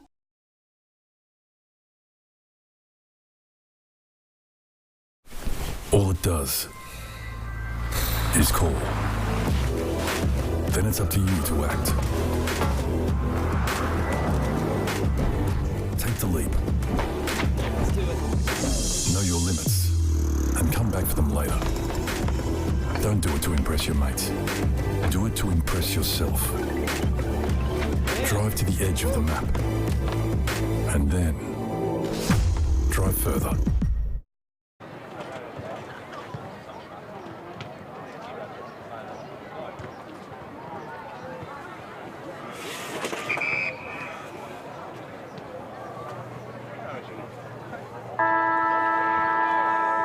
So welcome back, ladies and gentlemen, for what is going to be absolutely pivotal quarter for the Lauderdale Junior Football Club in the under-15 position. It's Andrew Silverfox, Hopwood, and I'm joined by Darren Perry and Pez. Really, it's super crucial for Lauderdale's prospects in this game that they get their hands on the onion and get force their way forward and get a couple of goals. Yeah, absolutely, Hobby. Look, they've had plenty of the footy, Lauderdale, but they haven't made the most of their opportunities, and Clarence going forward have been really sharp and a little bit more polished at this stage. But Lauderdale certainly have been going hard at it, and they've just got to make the most of their forward entries this quarter if they're to get back into this game. Yes, and I'm sure Coach Broomhall would have probably mentioned the discipline factor. I think there were 4 or 5 maybe penalties, 50-metre penalties that they just can't afford to have happen. Absolutely. Okay, so again, it's been terrific in the ruck as Owen to their advantage, but Clarence come up with the ball. They drive it forward, coming out, and that's a really strong mark down back. Well done by Nichols. Nichols comes out directly in front of the commentary tower. Coming in late was Shaw, but beautifully skilled there was Matthew Brickick. He goes in towards that centre-half forward position. Running hard after that one is Lauderdale. They can't pick it up, and Clarence is there. Good tackle, held on a little bit long. The umpire said it was knocked out, and that was fair enough. Here's a big opportunity, but that's a brilliant pickup below their knees by Ryan. Ryan, I've really liked his game. Not only the way he's attacked the ball, but he's gone in and hard to tackle his opponent as well. It's close in the clinches in the first minute of play, third quarter, grand final, under 15s. It is Lauderdale in the black and red hoops. Clarence with the red and the white, predominantly white. They need to get goals fairly quickly, Lauderdale. This would be suiting Clarence. Just a bit of a lull and play at the moment. Lauderdale need to get a couple of quick ones to get back into this game. So in it comes. Numbers there to Clarence. And another boundary throw in. And they won't mind this, just take their time. Yep. It's fascinating just even psychologically the mindset of your players when you are coming from behind here, Pezzo, if you think that you have to become quicker, more desperate, and can mistakes come or momentum get you going? So it's going to be interesting to see which way it rolls as we cast our eye across the field. And can you notice any major positional changes out there, Pez? No, look, I think everything's pretty much the same. Lauderdale have got a lot of open forward line. They've pushed up high, trying to strangle the Clarence forwards, but gee, that's a nice kick. Gee, Clarence get the ball from that clearance and have absolutely drilled that one. I think that was Matthew Brickick. That was a magnificent, that's as good a kick at any level of football, Pez. Yeah, he's had a very good game, young Matthew down there. I think he's been playing across half-back, midfield. That was a beautiful kick. Like, he went for the goals. He's about 50 out, but never looked in doubt. Yeah, he kicked it from 50, kicked it hard and kicked it low and direct at the goals. You could see that the forwards had moved up and it went over the back, and they've drawn first blood, have Clarence. They move on to 9-2-56 to Lauderdale, 3-4-22. Brickick comes out towards the centre again. He's in his attempt to break through the pack. He's been held a little bit too long, according to the umpire, and he's going to take the free kick. Of course, we're normally up in the Peter Sharp Tower, Pezza, but we can see to the right of where we are, and we'll come back to that in a minute, as driving that ball forward was Corbett, comes over towards the back. Coming out now was Sculthorpe. It's Shaw who was injured in that attempt to spoil the ball. So Lauderdale just clear it as they bludgeon that ball forward. Comes out towards the open spaces of the wing. It's young Dolliver. Dolliver, who's been really effective down forward. He's made the most of his opportunities. Yeah, that's probably, hasn't he? Yeah, He certainly has. He doesn't fumble. He's very neat and clean. But back to what I was talking about, Pez, just to the right of us is going to be that new communications building. That's just really coming along nicely here at North Hobart Oval. My word, it is at the Mega Bowl, the best ground in Tasmania. It's good to have updated facilities. Well, there you see, open forward line, and the swiftness of Broomhall was at the back, read that one very nicely, and he's breathed a little bit of life into Lauderdale. Yep, gives them a bit of hope. They need to kick the next run fairly quickly, but good play there by young Broomhall. Didn't fumble. That's the key, isn't it? In any stand of football, if you're listening out there, kiddies, the one thing you need to work on is just get that footy up against the side of the house and pick it up below your knees. One touch player. Yep, absolutely. And that was excellent play by Broomhall. He gave himself just that probably 1 metre advantage, and he couldn't afford to fumble, picked it up and was accurate on his kick across his left shoulder. So it was a goal, a much needed goal to the Lauderdale Bombers. They certainly are. The crowd are now sitting a little bit on the edge of their seat as Dolliver comes out. He's beaten to the ball on that particular occasion. Well played by Clarence. It's very close to the line. In fact, it has just gone over in front of the Roy Kazali stand, between the Roy Kazali stand and the Georgie Miller, which is the Ryde Street stand. And it comes. Howlett, beaten on this particular occasion. Only goes as far as Hobington. We know he'll get on his bike. He drives it pretty quickly there. A big contest. And the umpire said both players were pushing and shoving. And the Clarence player took a nice mark as it comes to Brivik. Beautiful left foot kick on him, hasn't he? Oh, look at that. And he gets it out to the very strong Bryce Alomes. He's played a very good game, this guy. Alomes pushes that one towards the centre half forward position. Stretching up with the go-go gadget arms there. I thought he had no right to mark it, but that was Barnes. Terrific work by him. You can see there, I thought it had gone over the back. Barnes from 45. Bit of a wobbly old kick, but how did he get on his own there, Pez? Alex Steele came out and no one was in Killy. There was a couple on their own, and that's what you've got to be careful. If there is a missed kick and you're in front, chances are you're going to get the footy, and that's exactly what he did then. Every Clarence player near that contest was on the ball side. There wasn't a defender near them, and luckily for Lauderdale, they'd been let off, and it's been missed, that shot. So getting it in now as it comes toward Hobington. He's had a good game, Hobington. Hobington's been very good. He's been an absolutely bright light for Lauderdale.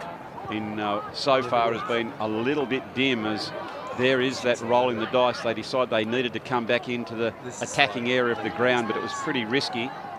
You can see that there's been 1 or 2 changes, as Rowland seems to be further up the ground than what he had been in previous, and that's a good pickup by Henderson. Henderson charges forward like a raging bull, but it's just another strong mark for Clarence in defence. There's been some terrific marks taken this game, hasn't there, Hoppy? You know, some courageous marks, guys backing back into packs, keeping their eye on the footy. It's great to see juniors displaying those traits so early in their career. And that's exactly right. And been clean ball that they've taken, not fumbled it, because these are developing young men, so it's a little bit harder for them, but they are taking one grab. School level's been terrific. So in that ruck, again, it's Howlett who moves on, comes out towards Alomes. Alomes lopingly drives that ball forward. It comes over towards Pearce. He can't take it. He's been well backed up by Nichols. Comes out towards the goal sneak in Murrell, who affects the handball back to the advantage of Corbett. They're teaming up nicely and they're pretty loose down here. Just a little bit too much weight on that one. And it's gone up. But gee whiz, they teamed up well at their pairs. Yeah, they're a little bit loose in their back line, aren't they, Lauderdale? There's a lot of free Clarence players running around there, so they just need to man up a bit tighter. So there's plenty of space on what is the open or fat side of the ground, but of course Lauderdale need to get it there, and to do that is high risk. Comes over to Brivik again. He's been very creative in this quarter. Another tackle, and they've got loose players, but they can't get it out to him as Lauderdale go out to that open side. But Clarence are really awake to that. They've got numbers behind the ball. They're fighting hard, Lauderdale, but not as much system at this stage as Clarence. And it's going to be another ball up. Yeah, I like what Clarence are doing when they're dropping off their men, Pezza. They're sort of working their way to where they think that ball will go, and 9 times out of 10, that's exactly where it does go. Yep. So now it's back towards Lauderdale, and the umpire has seen an infringement, and it's going to go to Clarence for a high tackle. Wouldn't mind seeing the free kick count, Hoppy. It certainly has favoured the Roos. There is no doubt about that, but in fairness, yep, they're the ones prepared to go in and get the ball. Get in front first, you'll get those ticky-tack free kicks. Yep. Of course, that's kind of how it's been rolled for most of the day, so that's why it has been to the advantage of the Roos at this stage. As Clarence pick it up, swung round towards the goal, and cleverly just going back, taking a mark. This is where they're really struggling at the moment, aren't they, Hoppy? Bring their ball out of defence. Yep. They just can't get any run, anything happening. Oh, it's a lovely mark. So it was Sculthorpe who came out, but this man taking a strong mark was Thomas Brivik. It was Matthew Brivik, I dare say they're brothers, who's now taken a strong mark. His brother, we know, is a long left foot kick. Let's have a look here. His brother's a left footer, this one's a right footer. Oh, that's a good, it's a big kick, looking kick of plenty of distance. Just gone to the side and through for the minor score. It is Lauderdale 4-4-28 to Clarence 9-4-58. Now Lauderdale taking their time on this build-up. It's halfway through this third quarter. It's becoming somewhat crucial that Lauderdale can start to hit the scoreboard. Just hanging on isn't good enough at this stage when you are trailing by 30 points in a grand final. It's do or die. There is no next week. Rowland's pushing his way to the bottom of the pack. Desperate stuff there by the Clarence boys, and it was Thomas Brivik who did the right thing and got that smother. It's going out towards the offensive side for Clarence. There was 1 against 3. That means there's spare players somewhere else. Excuse me. Tackled without the ball. And it was there, Pez. We saw it right there as Nichols put the arm out in an attempt to stop the Clarence player getting to the ball.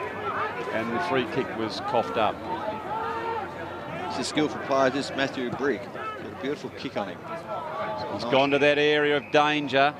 Another whistle. And I really don't know what this one's for. But it's going to Thomas Pears.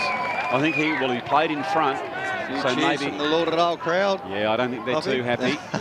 We had a couple of the Brains Trust come up and ask us for some statistical information on our laptops, and it certainly has favoured Clarence. And as we said to them, they're playing in front, they deserve to get the kicks. As Owen was there, but he's been out-bustled on this particular occasion and going for. Oh, that's a terrific mark.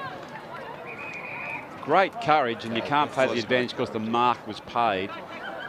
And who's that? I think that was Gabriel Nichols. He's taken a couple of good marks like that, Pez. Yeah, he's the likely type, isn't he? He's going to be a very good player. There's no question about that. The fascinating thing, although they're only young men at under 15, it could be a couple of years and we could see these fellows in senior company. Absolutely. 2 years' time, they could be playing senior footy. It's been amazing to watch the evolution of the games that we've seen here today, from 13s, 14s to 15s. Yeah. Just the growth in these young fellows. I like this young kid. He's that beautiful kick again. Yeah, Matthew Brick, he's a beauty. And now it comes to Clarence, and they have got proverbial acres as they come back in board now. Lauderdale pick it up. They need to be clean, as they are. Well played. Foot to ball. Hard contest there. Both men running at each other. It was Menzies who was outdone as racking up the possessions. It's not just racking them up, Pez, it's what he does with the ball. Yeah. It was Brick again.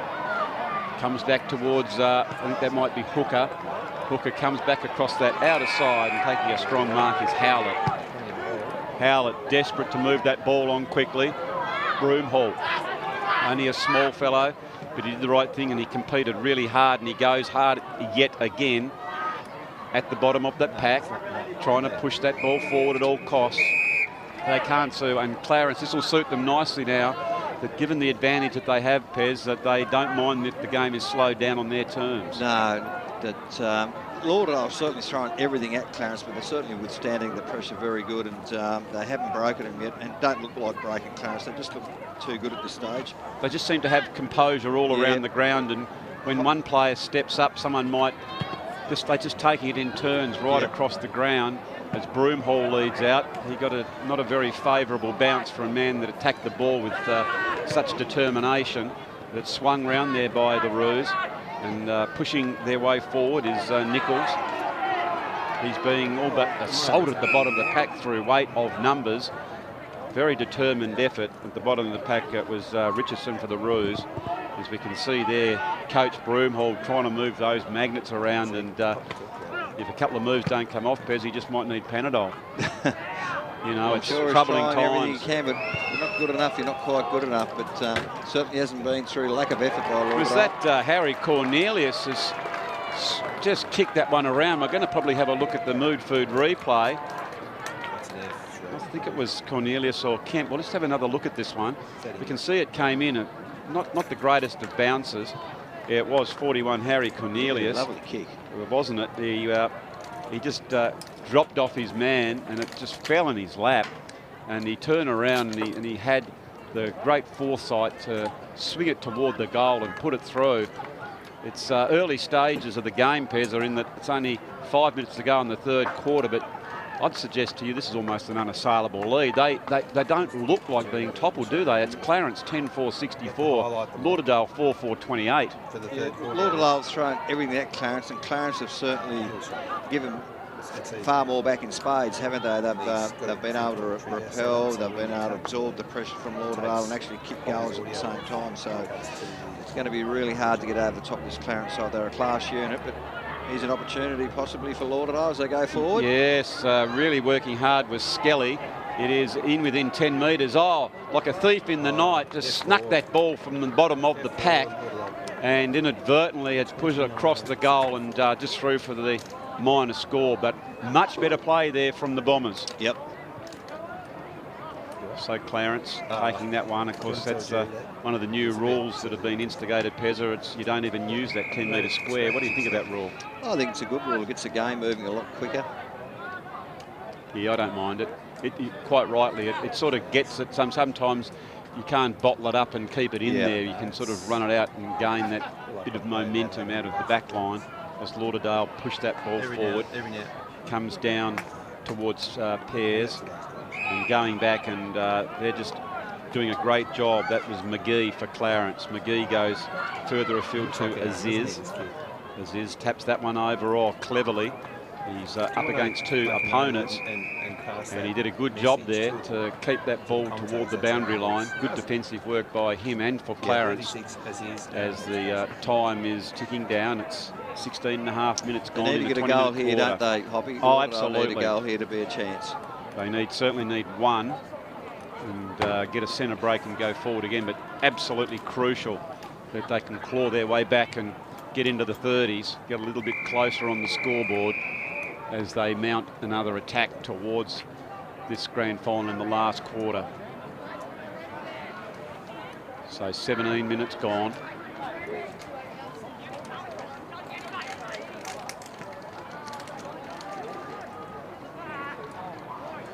It's Lauderdale.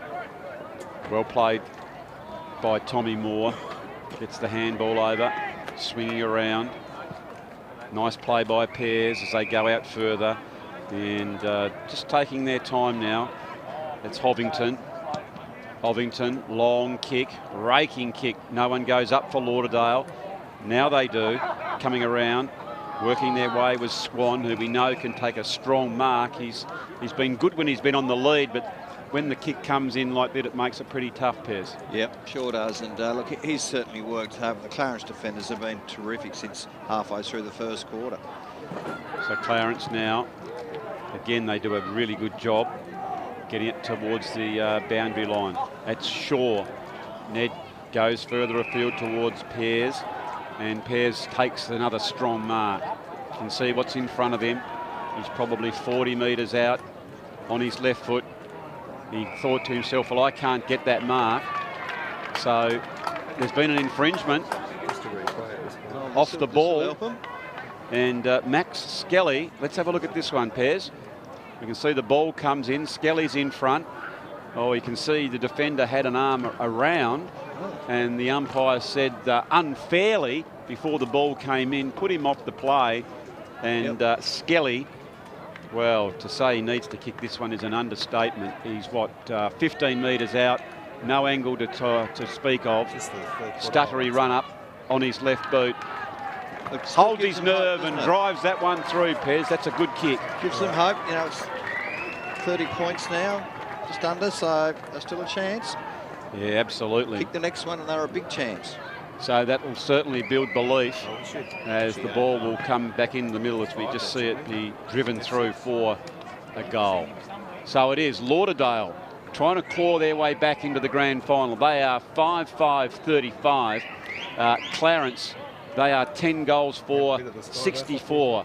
We are just encroaching in towards the end of this third quarter, only 30 seconds. So seeing someone get a quick centre break and take a mark, and slipping at the crucial time, and it could be Clarence as they go inside their 50 again, and they do. It's a nice one. They get up, and what a great vertical leap taken there by Cornelius. What's happened? I think it's been overturned. It has. We can see here, ball came in. Not sure what that was for. They've certainly been very ticky-touch with some of those free kicks, haven't they, Hoppy? A bit hard to understand some of those, but it may be for something else, I'm not sure. So, ladies and gentlemen, it is three-quarter time, so no more to the last time we said the score. Lauderdale, 5-5-35, Clarence, 10-4-64 for the Roos. No goals that time by Morrell. He kicked all those 4 goals in the second quarter. Cornelius, Kemp, McMahon, Hine, Haycock, Brickick and Alomes, and for Lauderdale, Broomhall, Skelly, Hovington, Swan and Dolliver, Pez. Yeah, look, Lauderdale threw everything at Clarence that quarter, but Clarence was certainly good enough to withstand that. They look a lot better going forward. Centre clearances are just critical. You've seen the quick one there from Clarence. They've got good marking forwards when they do go up there. Lauderdale's trying really hard, but they're not moving the ball as well as what Clarence are. Matthew Brick had a really good quarter, that one, and he was probably one of the difference in the midfielders there. But you would think that Clarence would hold on. They just look a little bit too good, but you never know if Lauderdale get a couple of clearances early in this next quarter. They could swing their way, but at this stage, Clarence look like they're going to go on and win the premiership. Well, there you hear it from our expert, Darren Perry. So thank you for that, ladies and gentlemen. We're going to have a short break here at three-quarter time in the under-15 grand final. It is Lauderdale 5-5-35, trailing Clarence 10-4-64.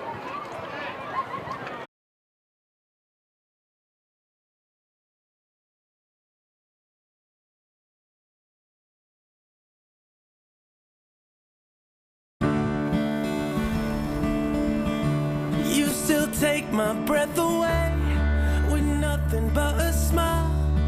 And every time I kiss you, it feels like the first time. Who knew at the start a fire would have sparked, just dancing in the dark. Just dancing Williams in the dark. by Cripps. Bread for taste.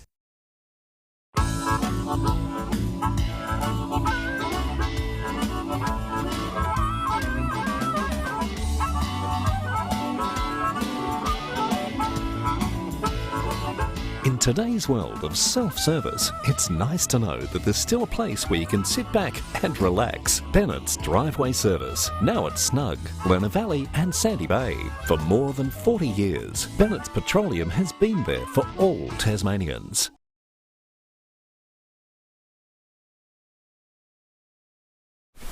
All it does is call. Then it's up to you to act. Take the leap. Let's do it. Know your limits and come back for them later. Don't do it to impress your mates. Do it to impress yourself. Drive to the edge of the map and then drive further.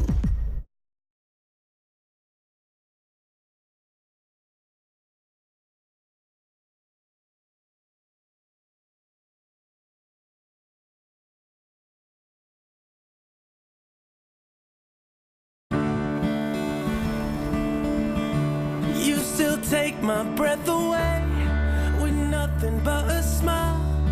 And every time I kiss you, it feels like the first time. Who knew at the start a fire would have sparked? Just dancing in the dark. Just dancing Williams in the dark. by Cripps. Bread for...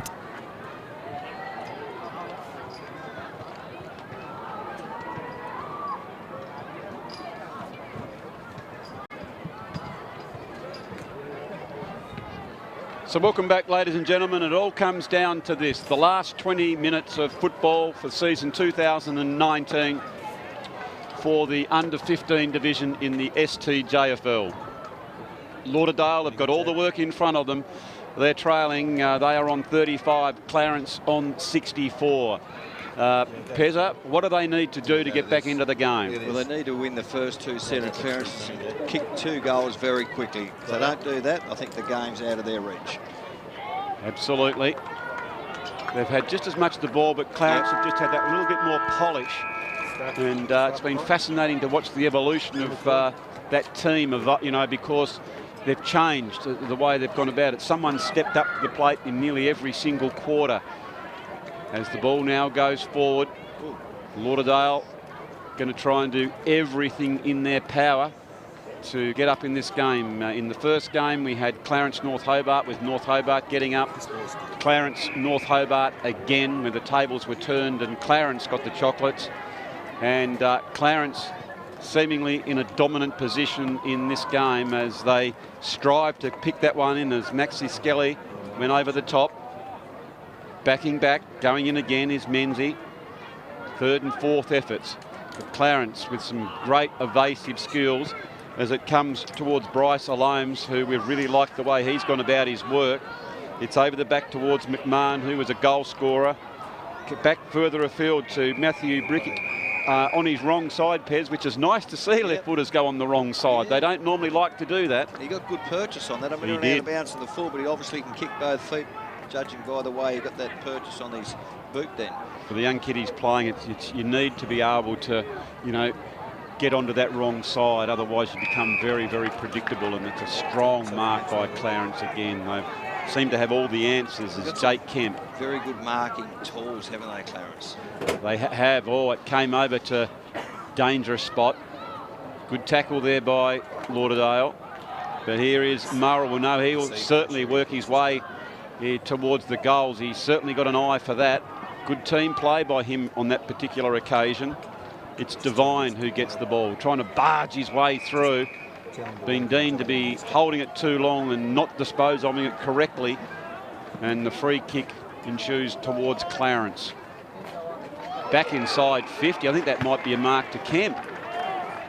Gee whiz, it is. He's got a good vertical leap, Pez, hasn't he? He certainly has. I mean, him and Cornelius up there, both really tall kids that take good marks. Hard to stop, and they've been pivotal in Clarence having this lead. Been great players for them today. Look at that. The big man dropped back in Kobe Howlett, and he just went up with that big one arm, and you probably, to get over someone like Kemp, it might be all but prudent to just play maybe a metre off and then run and jump in, because he's got a great leap if you try and stand beside him. So Moore takes the free kick from deep in defensive area. Decides to go to that defensive side, Pez, and they've absolutely got to attack either straight down the middle or this side of the ground. And the whistle's gone again, and if it is over there, that'll certainly... They've got to come through the middle now. That should be going out that side. Got to go to handball. They do so. Picked up, another smother. Clarence are running with a good deal of confidence now. Really strong, and that's a better kick. They have the advantage toward the ball. Pushing it forward. Oh, good, strong tackle there. Hovington has had a cracker of a game. He's looked a very good player. Certainly been one of their best, if not their best. So Hovington, look at this, driving it down. They've got to compete. That's where they've probably been let down slightly. They've gone that really long kick, and Clarence have got all the numbers down there, and again, they've cleared it, but not too far. I'm not sure if that looks like Pears, I think, who has taken the mark. I think it's Henderson. It is Henderson. Thank you, Pez. Henderson driving it. Need a big, strong mark. Oh, they can't do so. Bryce Alomes, he has had a cracker of a game down back. Look at that boy go. Wasn't that great play? That was terrific play. And look out, it comes over the back. There was Pez, the man I miscalled just a few moments ago. He tried to slam that one as Murrell, we know. He'll be creative and find someone. Gets back towards the big man in Howlett. Howlett goes towards the wing position. The umpire has deemed that there's been a hold in play against Corbett. Just trying to push the ball forward. Over the ball. It's pushed off, it was Menzies. And so again, Clarence going forward, but that's a lovely mark. Judging it the best, and Caleb Devine takes that mark. Goes onto his left boot in an attempt to find Owen. They're moving it on quickly, but then maybe not going for those options as we saw the injury just a few minutes ago to Menzies. They're under pressure. Good bump there by Lauderdale. Excellent work by Rowlands, who's been moved out. Comes to shore. Nice looking kick and defensive work to Smother. Didn't quite hang on to that one, and he needed to. He needed to be very clean with his hands there as Moore picks it up. Moore's been tackled and holding the ball. Gee, he was swamped, wasn't he then? Yeah, good tackling by Clarence. Both sides have tackled really well. There hasn't been much time once you've got the ball out there before you're swamped, that's for sure. That's what happens in the grand finals, doesn't it? It just picks up the pace. Yeah. There's no doubt about that.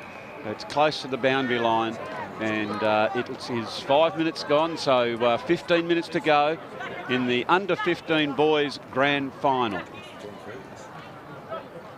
Good throw in. Goes to the advantage of the Roos again.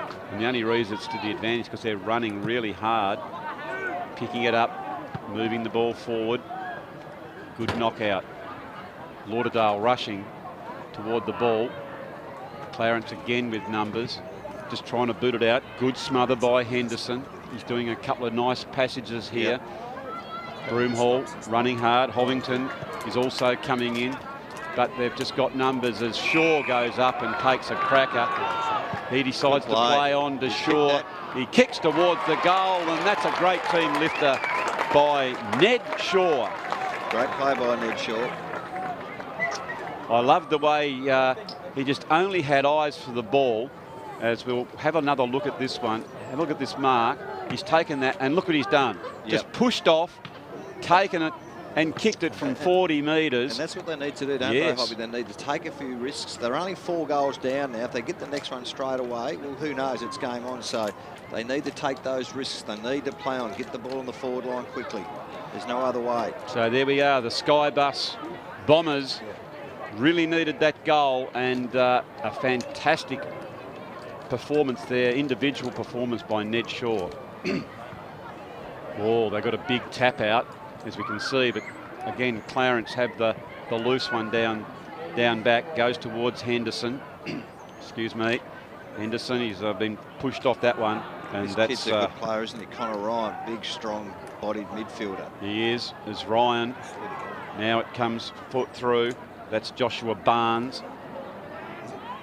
It's Lauderdale just streaming out of the defensive area, and casual as you like, taking that mark. There's nothing on, so bombing it forward. Which way is it going to bounce? And Lauderdale, here's a chance. Just run towards the goals. They need to. They had the numbers, but they all went for the ball. And Hovington, he goes back to get it, and there is an opportunity gone, Pez. Yeah. Good work by Clarence. Good defence by Clarence.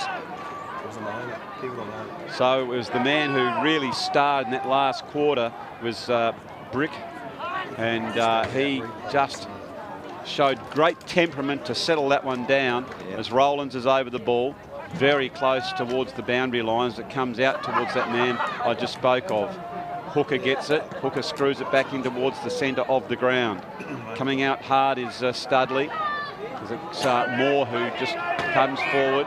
It is Shaw again. You know he's going to be able to run with it. He goes onto his wrong side as he moves the ball forward, and it's a strong mark on the lead, and well played by Broomhall. Broomhall has already got a goal, Pez, so you might think he's a chance, although it'd be right on his distance, I would have thought.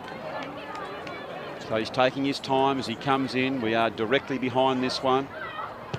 He kicks. It's a Beautiful good-looking kick. Oh, it hits the post. Unlucky. Oh, that looked a goal for all money, didn't it? Did he even start to celebrate? I thought he actually went the early crow. He did, yes. Don't blame him. It looked like it was all the way through, but a few good signs by Lauderdale. They are attacking hard now. So. And we can almost sense the crowd are just sort of edging towards the front of their seats, thinking that maybe that they can come back from this impregnable position that Clarence find themselves in as they go in again, looking for someone on the lead. They do so, but the ball comes loose. Lauderdale, they've got the numbers back there. If Clarence it rolls towards the line and a minor score. So it is Lauderdale doing a bit of attacking. 6-7-43, Clarence 10-4-64. Ball comes back in. Oh, strong mark by Alomes. He's a beauty, isn't he? Oh, he's a ripper, yeah. Absolute star. Bryce Alomes, as I say, he's a native from Tribunna. Yeah, he's the sort that now in 2 or 3 years' time will be playing senior footy for Clarence, you'd expect. Yes. Or Mariners, I suppose. Yep, that'll be the next thing. So it's Rowlands who picks it up from down back. And he certainly is a no-nonsense sort of player. He gets it, and his eyes are transfixed like a train on the tracks, and he just goes straight forward, doesn't he? Throw in now. It comes over the back towards Nichols. It is Murrell who gets a couple of kicks forward. Again, Pears gets that kick. Hooker now leading towards the ball. He goes back in and under to get it. He's very determined to hold onto that ball so it doesn't come out, and the umpire has decided to claim it and have a throw up. So it's halfway through the last quarter, although Lauderdale have been very gallant in this last quarter, Pez. They haven't got full reward for their forward thrusts, have they? They've certainly tried hard, but Clarence are holding up pretty well also. But Lauderdale, they won't go away, will they? But Clarence just got that, obviously, that handy lead at 3/4 time, but just a little bit too good. Yep, so it is Brickick who is going to take this one, and I think it is Thomas this time, so he's the right footer. Yep. Not on the right side for him, so it'll take a good kick from here. He needs to move this ball sort of Favola style, left to right. Tell you what, he started it well, but it's swinging back the other way. The way he dropped at the hip, didn't he? Just sort of on the left side, so the kick naturally with the momentum and the arc of his leg was always going to go that side. So Lauderdale said, well, there's no mucking around, there's no additional time. We've got to go right down the middle. So Nichols pushes that ball forward, comes over the back. Running hard is Henderson. He's nearly at the ball now. He needs some assistance. He gets a handball out to Broomhall. Broomhall comes in, but standing tall. And for me, Blake Marriott's been a colossus down back, hasn't he? You talk about that courage award. The courage he's shown in defence has been incredible, hasn't it? Particularly when it was hot in the second and third quarter. Stopped a lot of attacks by Lauderdale. Yeah, he certainly has. Comes back towards Broomhall. It came outspilled. It's Moore fighting hard to keep the ball in. As he goes down, he takes a couple with him. They certainly haven't given this one away, as they just couldn't break it from Clarence, who are very, very determined. They know that Lauderdale are coming hard at them, and they're holding for very firm. So it's Lauderdale trying to get the ball out. Oh, they do so, but it's going across the goal, and it'll be another boundary throw-in. So it's nearly 13 minutes gone in the under-15 grand final here at North Hobart Oval. It is Lauderdale 6-7-43, trailing Clarence 10-5-65. If they can jag one here, Lauderdale, there's still a chance. And this will really suit Clarence, I would have thought, Pez. Just they're soaking valuable minutes off the clock.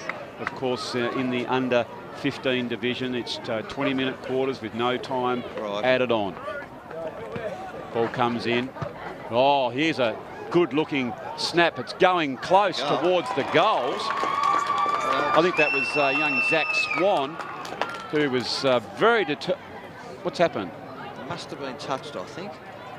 He's looking back. He can't believe what has happened. We'll have to have a look in the Mood Food replay in just a few moments. I already put the pen out, Pez. Anyway. Clear from here, but obviously we must have missed something on. Okay, now it's Nichols who goes forward, and here he is again, taking a strong mark is Swan, and Swan now going back. He understands the gravity of this kick, and he's not taking a great deal of time because it's something that he hasn't had the luxury of having anymore. No. Let's have a look at his kick. He's been a very good player for Lauderdale. With that pendulum style, he's pushed it from right to left. So that's the last 3 kicks have all been minor scores, which has been crucial for the assault that they've been pushing up to try and get at Clarence's lead. And with every shot that misses Pez, it seems another opportunity missed. Yeah, it does. And the way the game's been going, that Clarence, who haven't been down inside their 50 for a little while, are just as likely to get it in and get a goal. Yep. Let's see how they go. They do so. They go inside the 50, and the man in front is Thomas Brickig again, and he'll go back and where before he was on the wrong side for the right footer. Yep. This will suit him perfectly. It's all but directly in front or just to his side. So if his kicking style is the same as before, Pez, he'll just aim it inside that right-hand post and it'll make its way towards the middle. Lauderdale need to kick a goal on that last Farrar up there, but obviously they didn't, so this one would make it really virtually impossible if he kicks this. Oh, he's missed it. Well, he's still got a little bit of life in the game. As that one again, he was consistent, if nothing else, on those last 2 kicks that they went from right to left. They're coming out. Some tired boys out there now, Hobby. They've certainly given it 100%, haven't they, both sides today? Oh, I'm talking of tired boys and things that big men don't lose any height, do they? And Brycey Alomes just stood up really nice and tall then and took a clutch mark to repel that attack that came in from Lauderdale. It was Hooker at the bottom of the pack for the Dale. Sculthorpe comes out towards the boundary line. That's Shaw, who's been a dominant force for Lauderdale, but he needed a few more helpers. Here they go. They're trying to pick it up. Going back in to get it again is Nichols. He's been a beauty for Lauderdale. Onto that side was Bonnicher. Bonnicher was clever to Broomhall. Broomhall driving it forward. They need someone up. But backing back was Blake Marriott to take a strong mark. He's played that position. We've said that infinitum throughout the telecast, but he's been a powerhouse down back. As Brickig takes that long raking kick. And Brycey Alomes, gee whiz, he's just getting better as the game is going longer. Bobby, you'd have to get the chocolates for best on ground. Oh, he's been so good. We noticed up there, life member of the STJFL, Greg Dickens, sits up there. He's got all the data in front of him. He's got his laptop out and he takes notes consistently. So we'll leave that title to him to bring it out. Of course, we'll have a very strong opinion though, Pez, as the ball rolls end over end. It's Tristan Sculthorpe who's down back, who stands there very patiently, and he goes again, picks it up, but it's just rolled towards the boundary line, and it's all but gone over. And I think it's a task a little bit too far away from here. Yep, 3 minutes, 4 goals they need, so you couldn't see that happening. So, but they're still fighting it out, which is great to see by the young fellas for Lauderdale. Well, if you follow the reputed the best footballer of all time, Lee Matthews, he always talks of minutes and goals, doesn't he? Yes, he does, yeah. And so once you get inside that, you can start to breathe a little bit easier. So the Skybus Bombers, they're working their way around this boundary line again. As you say, they never give up. Backing back, here's a chance of a good handball. They need a block. Comes out towards Broomhall. A little snap towards the goal, and that's sort of been the tale of the last quarter, hasn't it? Shots on goal for not a great reward, and it is Lauderdale who move on by a smaller margin by just the 1 point. They go on to 6-10-46. Clarence 10-6-66. Both sides had the same scoring shots, but obviously Clarence is a little bit more polished. Yes, Hovington showing a little bit of frustration there. Well cleared by Marriott. Comes out towards the dominant force that is Bryce Alomes. Here is Henderson trying to run towards the goal. Now's a chance as it's Dolliver Dolliver goes in towards the goals again. He's very effective around that area, but that particular time, just a little bit of pressure was applied as he kicked it, Pez. Good pressure by the Clarence defender, wasn't it? Just enough to put him off kicking for goal. Nice kick in, out to that open space and on the defensive side as Corbett leads to the ball. Coming through hard as he's done in all day was Rowlands. Neutralised that play, and it'll be another throw in. So only seconds away from the ecstasy that is a victory in a grand final for the Clarence Roos. Unfortunately for the Bombers, they didn't bring their A game today. Well, having said that, they weren't allowed to play it, Piers. No, look, they've tried very hard, but they've just lacked that skill of Clarence. Clarence have played very well. They've had some really good players all over the ground, but Lauderdale, to their credit, they've tried hard, just missed a lot of opportunities early to sort of come back to hurt them a little bit, hasn't it, towards the end of the game. Absolutely. It's Clarence now, just taking their time. But take nothing away from Clarence, they've been terrific today. Coming over the pack, umpire said held without the ball, and with only seconds to go, Clarence have it in their sights. Can you get down into the forward line, and reaching up, taking a strong mark was Cornelius. But the siren has gone here, ladies and gentlemen, for the under-15 grand final. And running out victors were Clarence. 10-6-66 to Lauderdale, 6-12-48. For the victors, it was Thomas Murrell had that explosive second quarter with his 4 goals. And then it was an even spread with Cornelius, Kemp, McMahon, Hine, Haycock, who got the first one, Matthew Brickick and Bryce Alomes. And for the vanquished, it was Ned Shaw, Broomhall, Skelly, Hovington, Swan and Dolliver. And Pez, for you, who were some of the players that you thought really stood out? Look, both sides had, some really good players. I thought for Clarence, the standout for me was Alomes. Bryce Alomes, number 54, thought he was probably best on ground. Murrell with his 4 goals was important, particularly in that second quarter. Also some really good players in Cornelius up forward, Jake Kemp up forward, Blake Marriott was really good. Connor Ryan, the strong-bodied midfielder, had a terrific game, and so did the Brick brothers, Matthew Brick and Thomas for Clarence. I thought they were very good. Clarence, we spoke about Swan was very good, Shaw was very good, Hovington was lively early. Skelly looks a dangerous forward. Henderson had a lot of grunt midfield. He's a strong player, isn't he? And young Rowlands in the back line, number 9, also battled hard all day. Yeah, he did. Like I say, he's a no-nonsense sort of straight-ahead fellow. So they go away from that game. They were very even throughout. Clarence had beaten them twice, but they were close encounters. But on the main dance, Clarence have come away with that victory. So we're going to have the presentation just shortly. So we're going to have a quick break now and then go down to our presentation. We hope you've enjoyed the under-15s.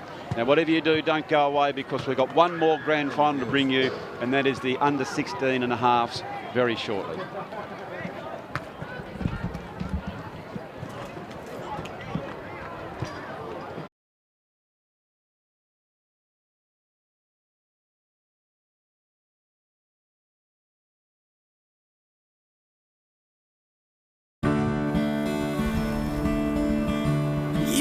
Take my breath away with nothing but a smile. And every time I kiss you, it feels like the first time. Who knew at the start a fire would have sparked, just dancing in the dark. Just dancing Williams in the dark. by Cripps.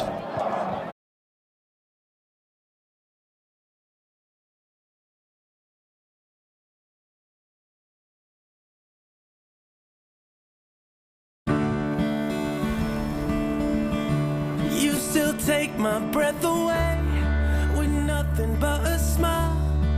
And every time I kiss you, it feels like the first time.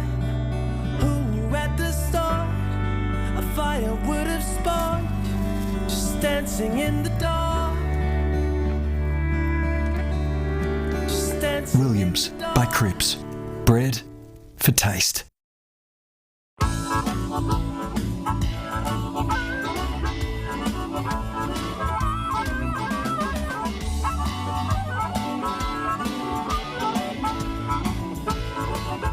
today's world of self-service, it's nice to know that there's still a place where you can sit back and relax. Bennett's Driveway Service, now at Snug, Lerner Valley and Sandy Bay.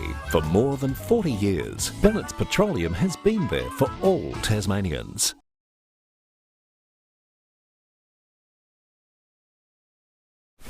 All it does is call.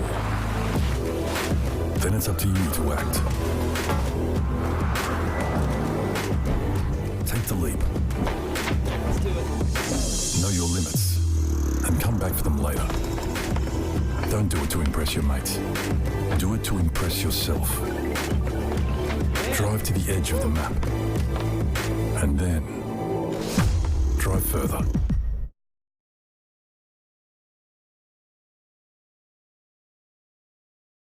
Today, commiserations to the Lauderdale boys. You've had a really good season, fought hard all season, took the challenge up to Clarence, but unfortunately you fell a bit short, so well done to the Lauderdale boys.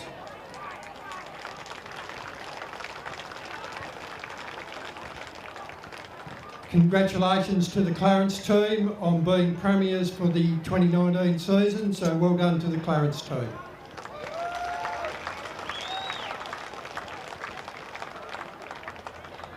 I'd now like to call on Mark Waddington to come forward to present the medallions to the umpire team for today's grand final. Thank you. Congratulations to both teams, the way in which the game was played. Commiserations to Lauderdale. Congratulations, Clarence. Congratulations to the umpires who today was the culmination of their year's work. If I would call them up, present them with their medals. In goals, Wade Stewart, Dylan Scott.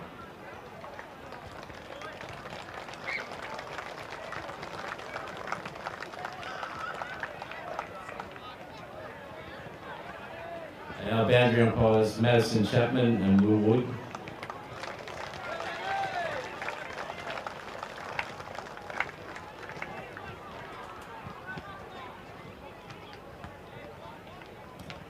Field umpires, Caleb Burkery, James Burke, Matthew Scott, and emergency Hudson Arkley.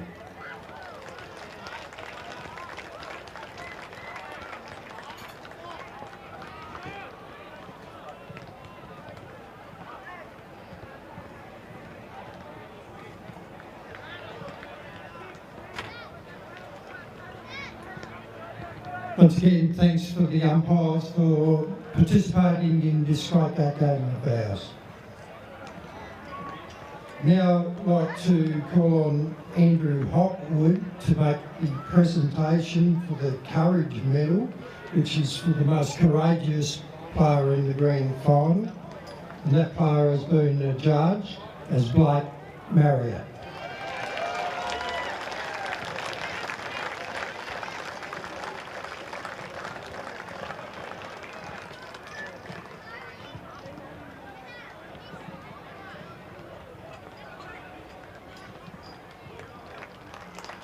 Well done, Blake. I now invite the Lauderdale coach, Adrian Broomhall, to come forward to say a few words.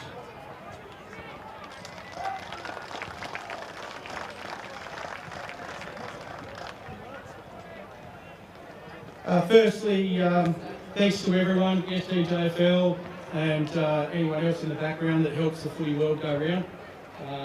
That includes parents and everyone else that's involved, so thanks to everyone. Clarence, well done.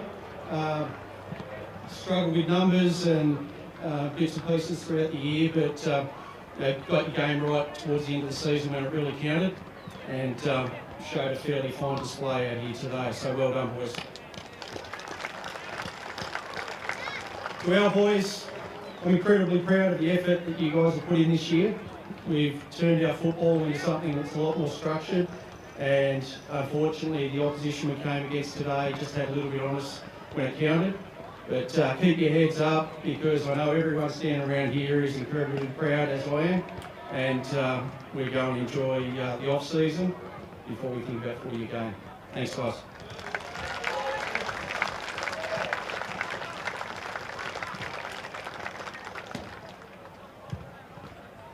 Now for the presentation of the best player on the ground medal, that goes to Clarence player Bryce Loans.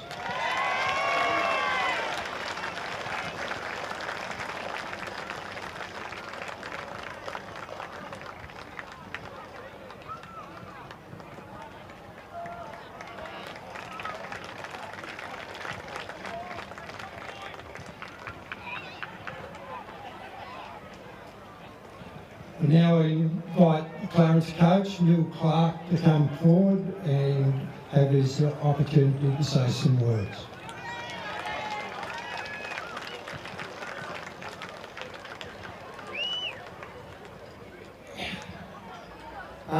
Firstly, thanks to the STJFL for putting on the event again.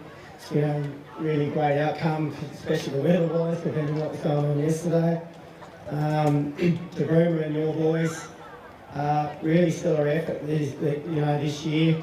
I know that your competitive demons are burning pretty hard right now, but your level of commitment, Groomer, to this team in particular, for a very long period of time is second to none. So, mate, congratulate your effort you put in and where your balls are heading, are definitely going in the right direction.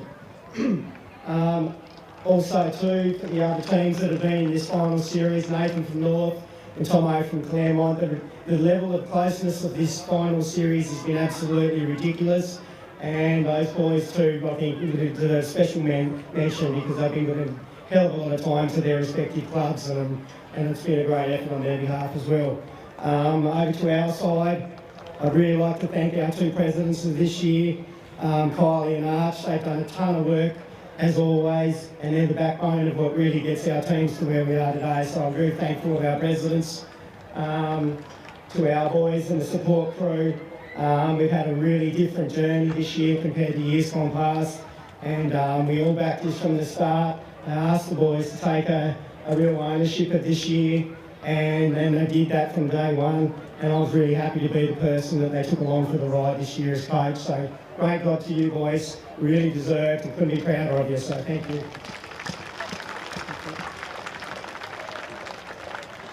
We now invite Nobby to call out the players to receive their premiership medallion. Okay, first off the list, number 31 is Zach Clark.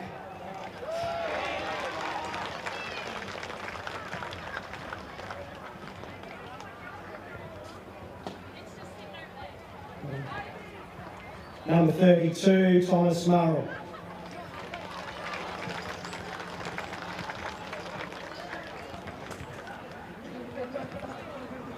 While he can't come up and accept a medal today, he's been every bit a part of this adventure this year, and he was out there in spirit with us today, and that was number 32, Samuel Trivers. So thanks, Sammy, wherever you are. Here we are, he's getting up here. Good on you.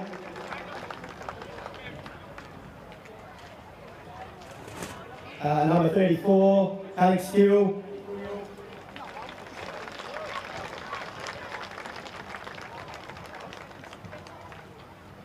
(36) Bailey Aziz. Good mate.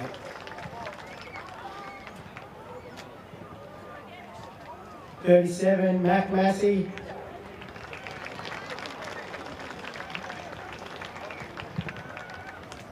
(39) Joel Corbett.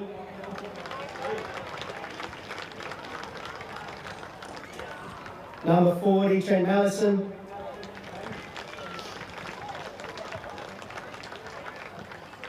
(41) Harry Cornelius.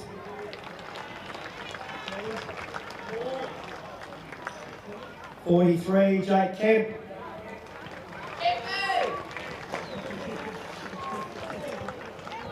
(45) our captain, Blake Marriott.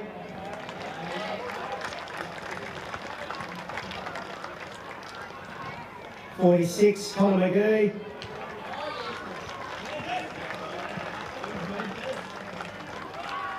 (47) Connor Ryan.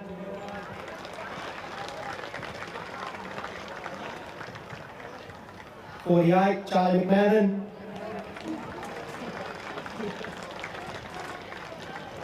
Close. (49) Benjamin Anning.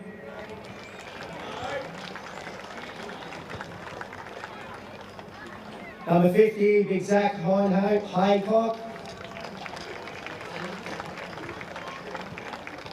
51, Matthew Burkick. 52, Joshua Barnes. 53, Thomas Burkick.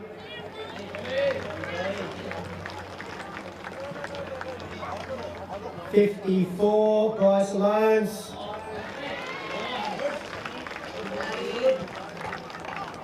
56, Tassie Richardson.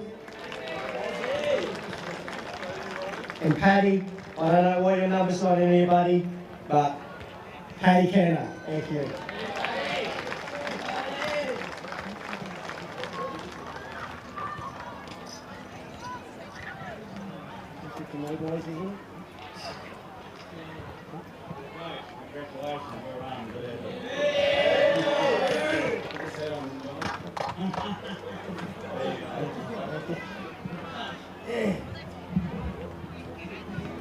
And to present the Premiership Cup, we'd like the captain and the coach to come forward.